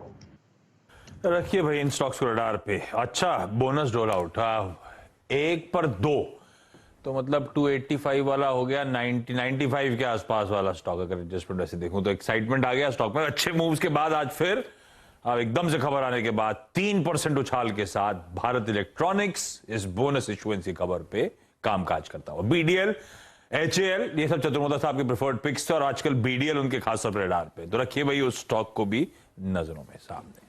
अच्छा, एमएनएम और टाइटन कंपनी के कल रिजल्ट्स, साथ साथ वायदा के 4 और है। Aditya Birla fashion retail, Alkem laboratories, NMDC और पेट्रोनेट एलएनजी के नंबर्स। कल एक और इंटरेस्टिंग चीज है, कहा जा रहा है वीरू, एक तो कांग्रेस देश भर में नेशन वाइड प्रोटेस्ट करने जा रही है कल, वो अलग अलग मुद्दों पर, और एक कल सचिन की डिमांड थी, इन्होंने एक दिन व्हाट्सएप पे वो क्या कहते हैं, वो जो इमेज रखते हो ना आप, क्या कहते हैं उसको, स्टेटस, उसमें dear IKEA Maharashtra needs a cabinet ये करके डाला था इन्होंने। तो कल दरअसल, और अभी तक क्या है, सीएम डिप्टी सीएम ही है, कैबिनेट नदारत है महाराष्ट्र में इतने दिनों से, कल शायद कैबिनेट अनाउंस करी जाएगी। सचिन, तो आइकिया ने तो नहीं सुनी, एकनाथ शिंदे साहब ने सुन लिया आपकी बात जी। काफी इंटरेस्टिंग फॉरवर्ड्स आजकल नजर आते हैं एंड आई थिंक इनके द्वारा भी कुछ अच्छे कम्युनिकेशन हो जाते हैं, तो मुझे लग रहा है आई थिंक आवाज पहुंच चुकी है। तो आइकिया ने दरअसल तीसरा स्टोर खोला था मुंबई में, एक मॉल के अंदर पहली बार आइकिया उतरा है, आर सिटी करके एक मॉल में। तो उसके साथ शायद वो ट्रेंड करा बड़ा अच्छा कि डियर आइकिया, ये सब तो ठीक है, महाराष्ट्र को एक कैबिनेट चाहिए, तो कैबिनेट अब आ रहा है। ठीक है, इस बीच अच्छा सचिन ऑफलाइन चले गए थे, सचिन स्पेशली इस डेवलपमेंट पे जुड़े थे हमारे साथ। अच्छा, बीटीएसटी आइडियाज की शुरुआत करते हैं। एसटीबीटी, बीटीएसटी मोमेंटम कॉल्स, जैसे पुट अक्रॉस करना प्रोड्यूसर्स आपको दिखाइए स्क्रीन पर। सबसे पहले गाबा सर के पास जा रहा हूं। गाबा सर भाई, क्या ले जाने का मन कल फ्राइडे, वीकेंड कैसे बढ़िया बनेगा? डिफेंसिव बैट अगेन, और स्टॉक है मेरिको। मेरिको में एक साइडवेज मूव मिला, basic chart structure positive sideways move, और उसके बाद एक ब्रेकआउट मिला। मुझे लगता है 525 का स्टॉप लगाना चाहिए मेरिको पर, अपसाइड 540 पॉसिबल है, तो मेरिको पर ध्यान देना चाहिए on the long side. BTST रखिए भाई मेरिको रडार पे। एक बार ब्रिटानिया दिखाइएगा, ब्रिटानिया के नंबर्स अवेटेड है आज, उससे पहले ब्रिटानिया कैसा कामकाज कर रहा है। ब्रिटानिया के नंबर्स पे काफी हद तक मूडवाल और सेट होगा। ब्रिटानिया दिन के हाईस पे जाके इस समय कामकाज करता हुआ। खैर, इस समय मेरिको गाबा सर के रडार पे आता हुआ। मेरिको में खरीदारी करने का कॉल, 540 के लक्ष्य। तो ये हो गया पहला मोमेंटम ट्रेड, पहला बीटीएसटी आइडिया। मिश्रा साहब, आपके रडार पे क्या है, क्या ले जाने का मन कर रहा है? आशीष, देखिए यहाँ पे हेवेल्स को आपको देखना चाहिए, बिकॉज एक ब्रेकआउट आया था 3 दिन पहले, और अभी वो पिछले 2-3 दिनों से उसी ट्रेंड लाइन एरिया के पास ही ट्रेड कर रहा था, और आज दोबारा से इसमें ट्रैक्शन वापस आया है। तो अब जो एक ब्रेकआउट के बाद एक नेक्स्ट मूव होता है स्विंग, उसकी तैयारी ऑलमोस्ट हो चुकी है। तो नियर टर्म में मुझे लगता है 1345 तक के लेवल्स आपको देखने को मिल जाएंगे। तो यहाँ पे आप 1290 के स्टॉप लॉस के साथ बीडीएसटी ट्रेड कर सकते हैं। 1290 के स्टॉप लॉस के साथ 1306 पे इट्स ए बाय ट्रेड। और याद रखिएगा, उधर दूसरी तरफ जो वोल्टास की सॉफ्टनेस थे, इसका एडवांटेज इस स्टॉक को काफी मिला है। 1306 पे डे हाई पर, और इस वक्त पूरा का पूरा मार्केट आशीष काफी वाइब्रेंट है। अभी हम इस वक्त बीटीएसटी मोमेंटम कॉल से फोकस कर रहे हैं, लेकिन मार्केट में स्ट्रॉन्ग रिकवरी और स्ट्रॉन्ग रिकवरी पाथ मार्केट से। प्रकाश सर, आप क्या कैरी करेंगे, कॉन्फिडेंस आपका कहां पर है, और आपका इस रिकवरी में कितना ट्रस्ट है सर? माफ कीजिएगा, अमित सेठ जी आपका कॉल करेगा। अच्छा है मौका। मेरिको का 525 स्टॉप लगा चले तो मुझे अगर 540 तक जा सकते, ध्यान देना चाहिए। मेरिको अच्छा सेटअप है, साइडवेज कंसोलिडेशन के बाद ही ब्रेकआउट मिला मेरिको। अमित सेठ साहब पैनल में नहीं है वीरू, ये एक्सपायरी का स्ट्रेस है वीरू के ऊपर इस समय, इसीलिए ऐसा। पालिया साहब भाई, आपके रडार पे क्या है?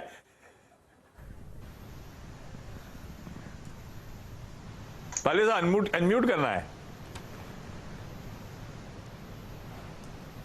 होता है तो स्ट्रेस तो रहता है एक्सपायरी का, एडजस्टमेंट काफी होते हैं।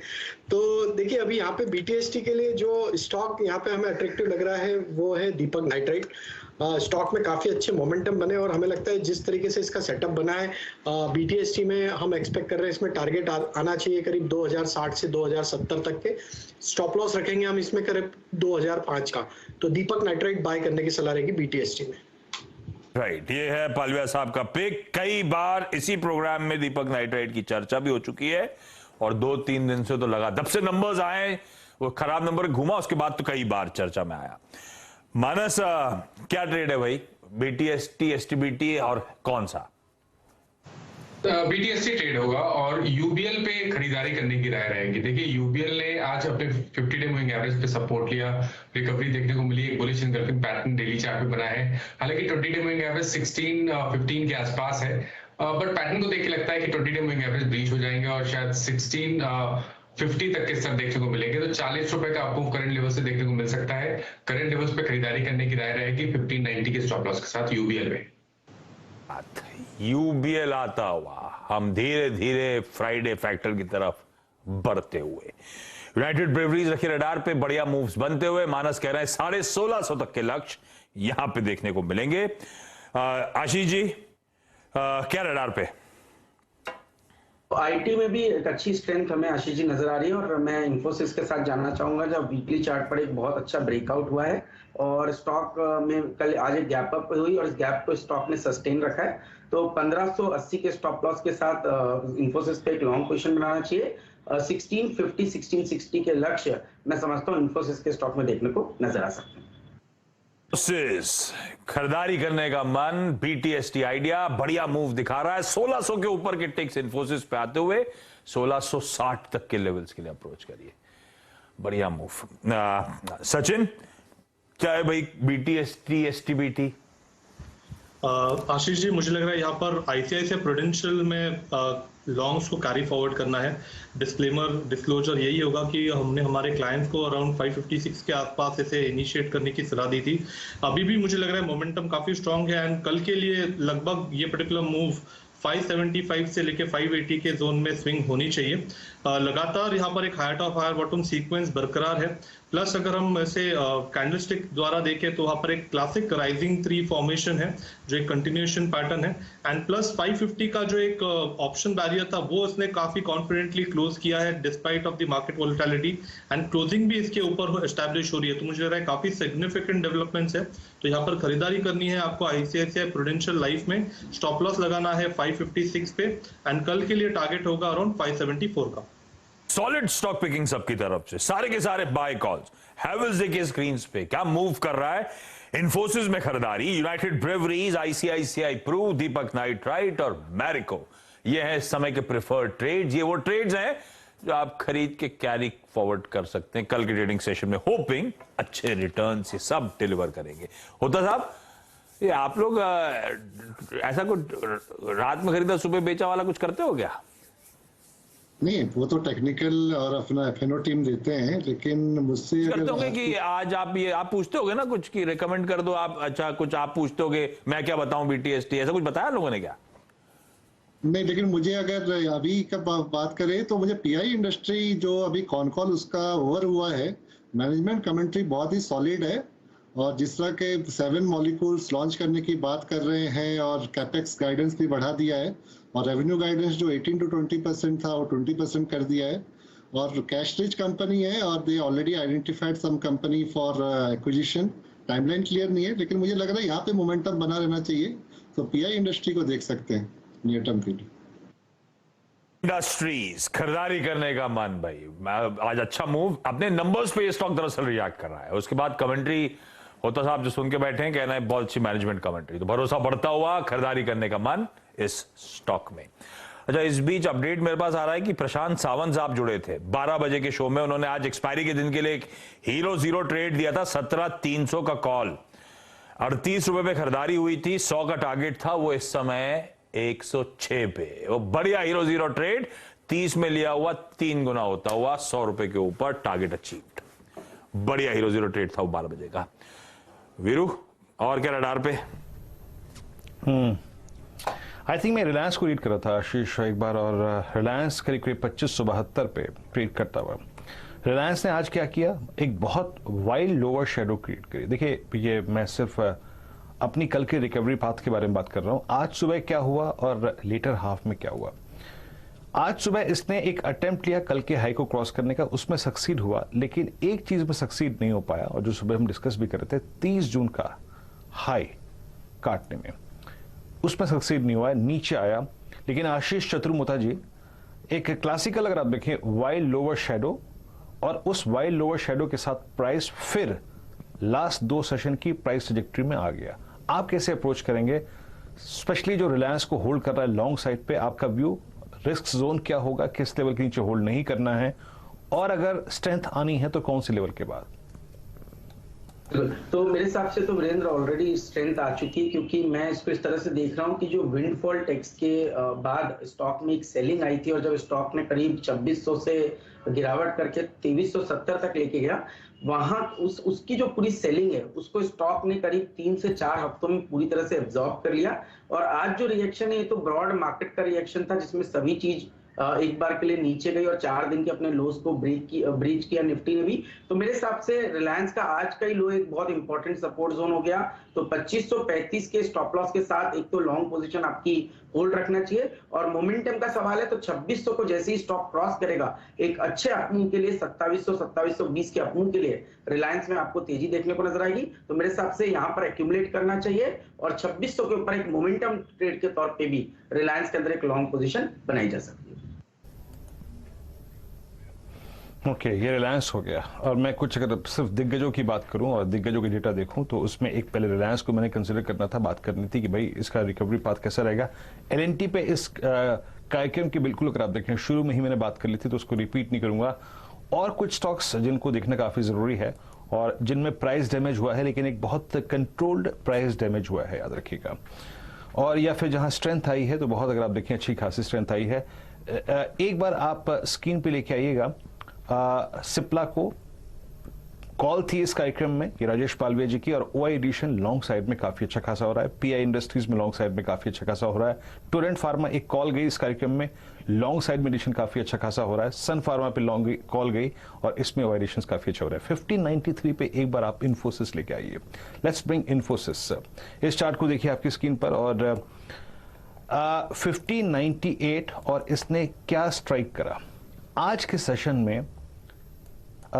समझ लीजिए 13 अप्रैल के बाद पहली बार इन्फोसिस ने अपना 200 day exponential moving average strike किया। राजेश सतपुते जी की, प्रकाश सर की एक कॉल भी थी, मेरे ख्याल से आज सुबह डायरेक्टर साहब बताइएगा, ये प्रकाश सर की कॉल भी थी इन्फोसिस 1598 है।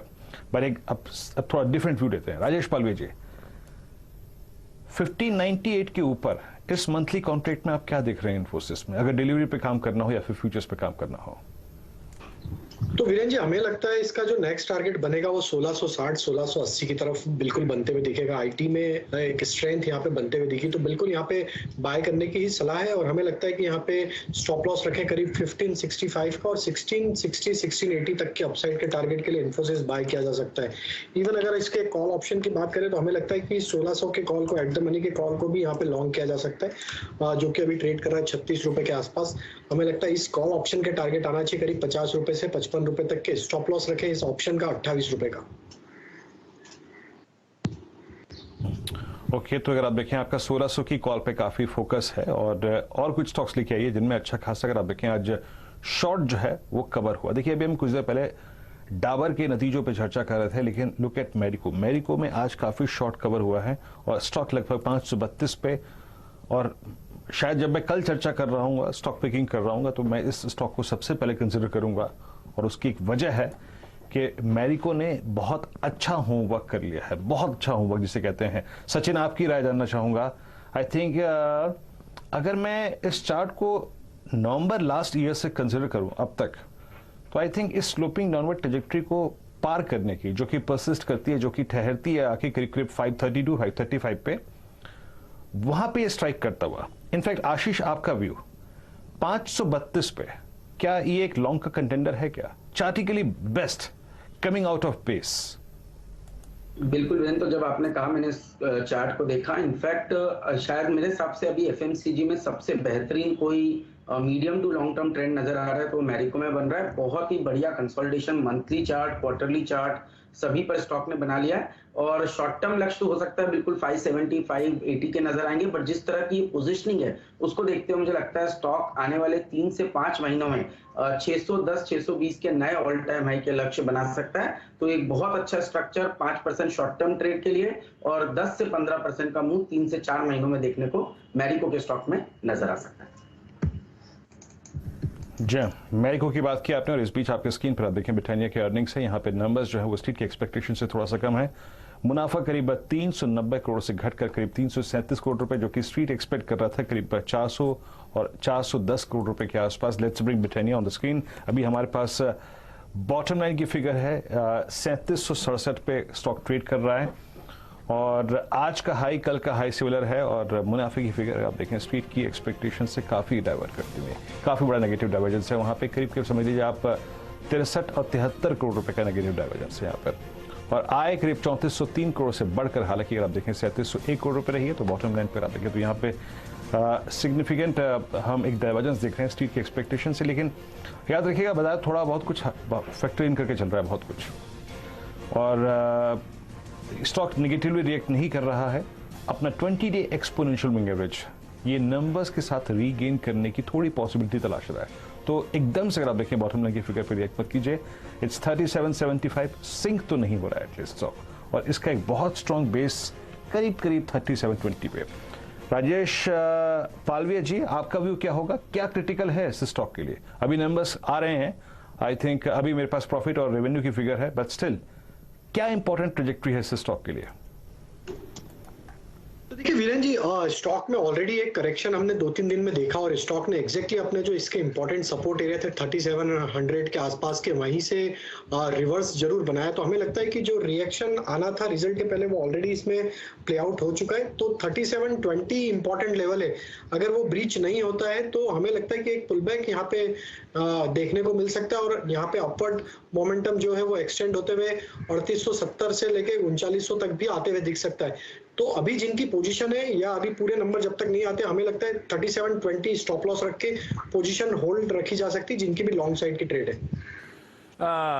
ब्रिटानिया है तो डिसअपॉइंटिंग परफॉर्मेंस। अब इसमें क्या था, प्राइस में ऑलरेडी फैक्टर है वो अलग कहानी। अब बताता हूं पूरे नंबर्स। 3750 के रेवेन्यूज के सामने 3700 करोड़ के रेवेन्यू सामने, मतलब एक्सपेक्टेशन जो थी 50 करोड़ का मिस। पिछली बार थे रेवेन्यूज 3400 करोड़ के, तो मोटा मोटी 9% 8% के आसपास के रेवेन्यू में उछाल। ठीक है, यहां पे दिक्कत आती है इसके बाद से पिक्चर में। एबिटा 650 करोड़ की एक्सपेक्टेशन के सामने आता है 500 करोड़ रुपए। इसका मतलब हो गया मार्जिन 16.3 से घटकर 13.5% हो गए। स्ट्रीट एक्सपेक्ट कर रहा था 16.3 से घटकर 15.4 के, तो 15.4 की एक्सपेक्टेशन के सामने 3.5, 190 बेसिस पॉइंट्स का मार्जिन पे मिस है दरअसल ब्रिटानिया में, और इसीलिए वो प्रॉफिट का आंकड़ा 410 करोड़ की एक्सपेक्टेशन 337 करोड़ रुपीस पे प्रॉफिट आता हुआ। मार्जिन पे अच्छा खासा एक डिसअपॉइंटमेंट है। बस एक आंकड़ा अब रह गया मेरे लिए वॉल्यूम ग्रोथ का। हम लोग डोमेस्टिक वॉल्यूम ग्रोथ मान के चल रहे हैं 0 से 2% का उछाल। अब देखते हैं, वो डाबर पे तो एकदम सटीक पड़ा। ब्रिटानिया की जैसी डोमेस्टिक वॉल्यूम ग्रोथ के आंकड़े आएंगे और टिकर टीम आपको आपकी स्क्रीन पे चलाती हुई नजर आएगी। फ्लिप करिए प्लेट, अगर बर्जर पेंट्स बन गया हो तो वो भी दिखाइएगा। मेरे ख्याल से मैंने बर्जर पेंट्स के नंबर्स भी आते हुए देखे हैं, क्योंकि ब्रिटानिया पे चर्चा हो चुकी है। बर्जर पेंट्स अपने नंबर्स के बाद 1% मजबूती के साथ कामकाज करता हुआ, वो जब नंबर आएंगे तब उस पर बातचीत हो जाएगी। लेकिन ये आ गए 1800 करोड़ से आय बढ़कर 2760 पर। ठीक है, ये हम लोग जिस पीरियड को कंपेयर कर रहे हैं, दरअसल ध्यान रखिएगा एक लॉकडाउन फेज से अनलॉक फेज को हम कंपेयर कर रहे हैं। मुनाफा भी बढ़ा 140 से बढ़कर 253 करोड़ रुपीस। ये आगे नीचे टिकट टीम जा रही है, एक्सपेक्टेशन चल जाएंगी स्क्रीन पे। इस पे अजीत जी बर्जर पेंट जरा देख के बताइएगा। ये अंडर परफॉर्मर है, कंसाई के अच्छे नंबर्स के बाद कंसाई फट गया। एशियन पेंट्स अपनी स्ट्रेंथ वैसे ही दिखा रहा है। बर्जर पे ओवरहैंग बना हुआ था, कंपटीशन जो आने वाला है उसका, अब नंबर्स के बाद थोड़ा सा मूव दिखाना शुरू कर रहा है। कैसा लग रहा है चार्ट्स पे सर? बिल्कुल आशीष, देखिए यहाँ पे जैसा आपने बिल्कुल सही कहा कि अंडर परफॉर्मेंस रही है, बट पिछले करीब 7-8 दिन से अगर आप देखेंगे तो कैचअप मूव देखने को मिल रहा है। और अब ये अपने जो लॉन्ग टर्म एवरेजेस के पास आ चुका है, करीब 670 के अराउंड पे वो एक हर्डल है जहां ये ट्रेड कर रहा है। तो अगर उसको निकाल दिया तो फिर आप मान के चलिए कि ये जो स्पेस है इसका रिकवरी का वो थोड़ा स्ट्रेंथन होगा, करीब करीब 720-740 तक के लेवल्स आपको देखने को मिल सकते हैं। तो कंसिडरिंग की नंबर्स अच्छी साइड पर है तो आपको मेंटेन करके रखना चाहिए पोजीशन को। 640 का एक स्टॉप मेंटेन करिए। फ्रेश बाय करना चाहते हैं 670 के ऊपर ही बाय करिएगा, बिकॉज वो एक हर्डल जरूर है। तो हो सकता है शायद 1-2 दिन यहाँ पे आपको कंसोलिडेशन देखने को मिले स्टॉक में। जी हाँ, और एक बार प्लीज डायरेक्टर साहब जरा ब्रेंट का भाव रखेंगे आप स्क्रीन पे, और पिछले 3 दिन से ये स्टॉक याद रखिएगा। ये एशियन पेंट्स पिडलाइट तो हालांकि बहुत नहीं चला, एक ब्रेंट के और क्रूड के रिट्रेसमेंट का पूरा अगर आप देखें एक एडवांटेज ये स्टॉक्स कैरी कर रहे हैं। एक बार एफएनओ सेटअप देखते हैं, इस वक्त का सेटअप क्या कहता है। लॉन्ग शॉर्ट का कॉम्बिनेशन 97-14 बड़ा बेस है, याद रखिएगा। और जैसे कि हमने सुबह वादा किया था कि वीकली चार्ट्स को हम कल मॉर्निंग में डिस्कस करेंगे, फिर परसों मतलब मंडे को भी डिस्कस करेंगे। 96 याद रखिएगा, it's 50 week exponential moving average for Brent crude. आते हैं फिर उस सेटअप पे लॉन्ग शॉर्ट का कॉम्बिनेशन क्या है और कितने हैं लॉन्ग इस वक्त बाजार में, जब हम एक रिकवरी देख रहे हैं लोअर लेवल से। और लॉन्ग 66 अभाव है, रियली अभाव है। मतलब डिप के बाद भी अगर आप देखें लॉन्ग्स थोड़े से अगर आप देखें कम विजिबल हैं। ज़ायरस लाइफ, ल्यूपिन, इप्का, ये फार्मा अपने साथ काफ़ी सब्सटेंशियल लॉन्ग लेके गया। डिफेंसेस की तरफ थोड़ा सा बाजार ने झुकने की कोशिश करी। बाकी अगर आप देखें यू स्मॉल फाइनेंस बैंक में शॉर्ट आज कवर हुआ, और window pharma, again pharma, MNM financials, United Breweries जो कि एक बाय कॉल भी थी अभी कार्यक्रम में, और हनीवेल, इसमें आज शॉर्ट कवर होता हुआ नजर आया। आगे बढ़ते हैं और इस बीच लॉन्ग अनवाइंडिंग एनटीपीसी में हुई। Bank of Baroda, Tata communication, IXPVR, ये कुछ ऐसे स्टॉक्स जिन्होंने आज अपने लॉन्ग्स को करते हुए देखा। और शॉर्ट बिल्डअप जो था आज वो गुजरात गैस, बलरामपुर चीनी, वोडाफोन, कैनविन होम्स और कैनरा बैंक इसमें देखने को मिला। इस बीच मेरे ख्याल से आई थिंक ब्लू स्टार की फिगर्स भी आई थी। एक बार हल्का सा ब्लू स्टार का चेक भी ले लेते हैं। और यस, ब्लू स्टार की फिगर आई थी, profit figure I think almost double हुई हैं। नंबर स्क्रीन पे आकर दोबारा बात करूंगा, लेकिन एक बार ब्लू स्टार रखेंगे स्क्रीन पे जनाब प्लीज। आई थिंक मेरे स्क्रीन पर ब्लू स्टार अपीयर नहीं हो रहा है, बट नंबर्स अगर आप देखें अच्छे थे वहां पर। ब्लू स्टार ये देखिए, मुनाफा की फिगर जो थी वो आय इनकी 1052 करोड़ से बढ़कर 2000 करोड़ रुपए, दैट्स ह्यूज। और स्टॉक अगर आप देखें उसके बाद एक रिएक्शन देता हुआ और डे हाई पर 1020 के स्तर पे। बहुत संक्षेप में आई थिंक वक्त है नहीं ये बात करने का। वॉल पे चलते हैं आशीष के पास। Over to you Ashish. Wall पे जा रहे हैं। यूएस फ्यूचर्स फ्लैट, एकदम फ्लैट ट्रेड कर रहे हैं, बस ग्रीन टिक्स कहने के लिए हैं, अदरवाइज फ्लैट इस समय कामकाज करते हुए आपको अमेरिका के फ्यूचर्स। भारतीय बाजार देखिए क्या बढ़िया रिकवरी का दिन। हमने जहां 225 अंक दबाव देखा, फाइनली हम एकदम फ्लैटिश ट्रेजेक्टरी पर बंद होते हुए नजर आ रहे हैं। हाँ, निफ्टी बैंक आज एक शेड वीक था, लेकिन वो भी खैर 750 पॉइंट गिरने के बाद फाइनली 300 पॉइंट की कमजोरी, तो आधा से ज्यादा तो रिकवर कर ही गए उसको भी। निफ्टी आपकी 17,367, 20-22 पॉइंट की हल्की कमजोरी के साथ हम इस समय कामकाज करते हुए देखते हैं जस्ट क्लोज कहां जाता है। निफ्टी बैंक 3/4% का दबाव। आईटी कल भी स्ट्रेंथ दिखाता हुआ, आईटी ने आज भी मदद करी, 1.25% के आसपास का उछाल। बैंक के साथ फाइनेंस 2/3, 3/4% दोनों पॉकेट्स में दबाव के साथ ट्रेड हुआ। ऑटो फ्लैट बंद होता हुआ नजर आया, और मेटल्स 1% के आसपास। इसमें फार्मा भी दिखाइएगा, वो भी आज इस समय तो फार्मा हाईलाइट था, 2-2.5% का उछाल फार्मा में। तो आईटी, फार्मा, ये वो पॉकेट्स थी जिन्होंने आज बढ़िया स्टॉक, इंडिविजुअल स्टॉक्स ने इस पॉकेट्स में बहुत बढ़िया परफॉर्म करके दिया। ब्रेथ एक बार मिड कैप इंडेक्स 0.5% ऊपर, स्मॉल कैप्स दिखाइएगा क्विकली स्क्रीन पे मजबूती के साथ। ब्रॉडर मार्केट्स फिर भी थे 0.5% मिड कैप्स, 0.5% स्मॉल कैप दबाव के साथ। ब्रेथ आपकी स्क्रीन पे 1 for 1 या स्लाइटली डिक्लाइंस के फेवर में, फिर भी काफी रेजिलियंस रहा ब्रॉडर मार्केट, जिसने पिछले कुछ दिनों में अच्छा आउट परफॉर्मेंस दिखाया। 50 स्टॉक प्लीज क्विकली दिखा दीजिएगा। 17,360 का provisional close, right in the middle कह लीजिए, ऑलमोस्ट एक्सप्लिट है तेजी और मंदी के स्टॉक्स के बीच में। अच्छा क्या करा, कोई सिप्ला, कोई सन फार्मा, कोई अपोलो हॉस्पिटल, ये बेसिकली डॉक्टर रेड्डीज, तो ये फार्मा, हेल्थ केयर, ये पॉकेट ने आउट परफॉर्म करा। उधर दिवीज भी आपको कोने में नजर आएगा।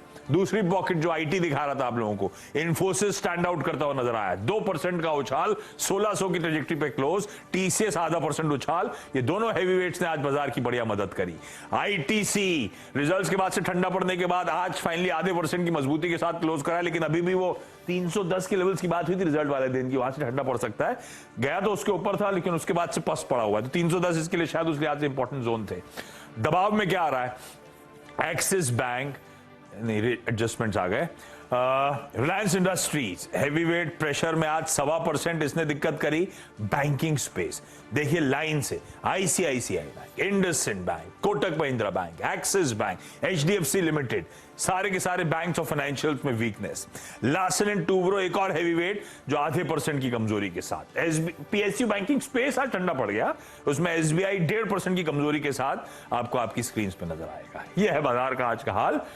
निफ्टी फाइनली 380 एकदम फ्लैट, तो 225 पॉइंट नीचे वाला निफ्टी मार्केट ने फिर अपनी रेजिलियंस दिखाई। एक्सपायरी के दिन हम फ्लैट क्लोज करते हुए इवेंचुअली 380 के जोन्स पर।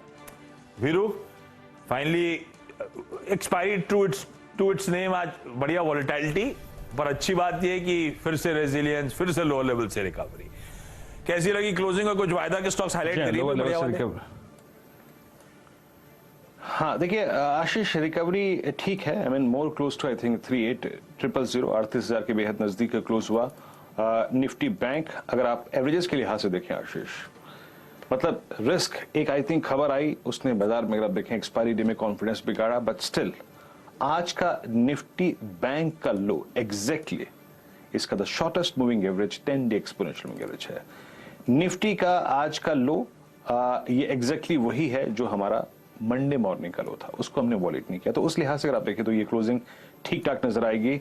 आज लॉन्ग सबसे स्ट्रॉन्ग फार्मा में बिल्डअप हुए और केमिकल में, और साथ ही साथ याद रखिएगा कुछ आईटी दिग्गज में, और दिग्गजों में याद रखिएगा इन्फोसिस सबसे स्ट्रॉन्ग लॉन्ग बिल्डअप देखे गया, जो कि 1600 की स्ट्राइक के बेहद नजदीक अपने क्लोज हुआ है। आशीष चलिए भाई, ठीक रहा सेशन, वोलेटाइल था। हाँ, खबरें बहुत थी और ये इश्यूज अभी रहेंगे जब तक क्लैरिटी नहीं आती ताइवान को लेकर, चाइना के इवेंचुअल स्टैंड्स को लेकर। इन एक्सरसाइजेस से सिर्फ वो क्या कहते हैं, आई बॉल ग्रैब करने की कोशिश या उसके कुछ बियॉन्ड जाने का मन। देखते हैं कैसे प्ले आउट होती है थीम, लेकिन वो एक इवॉल्विंग सिचुएशन इसमें नजर आएंगे, उस पर कुछ गेसवर्क करने की जरूरत है नहीं। जब होगा तब देखा जाएगा। इस समय मार्केट्स रेजिलिएंट नजर आए।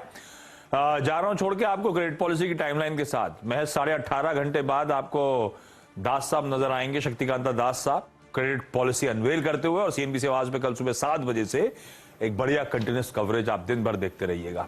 पॉलिसी से पहले, पॉलिसी के बाद, डिकोड करना मार्केट्स का मूव, मार्केट का एक्शन, सब कुछ। लेकिन यहाँ पे मुझे और वीरू को दीजिए इजाजत।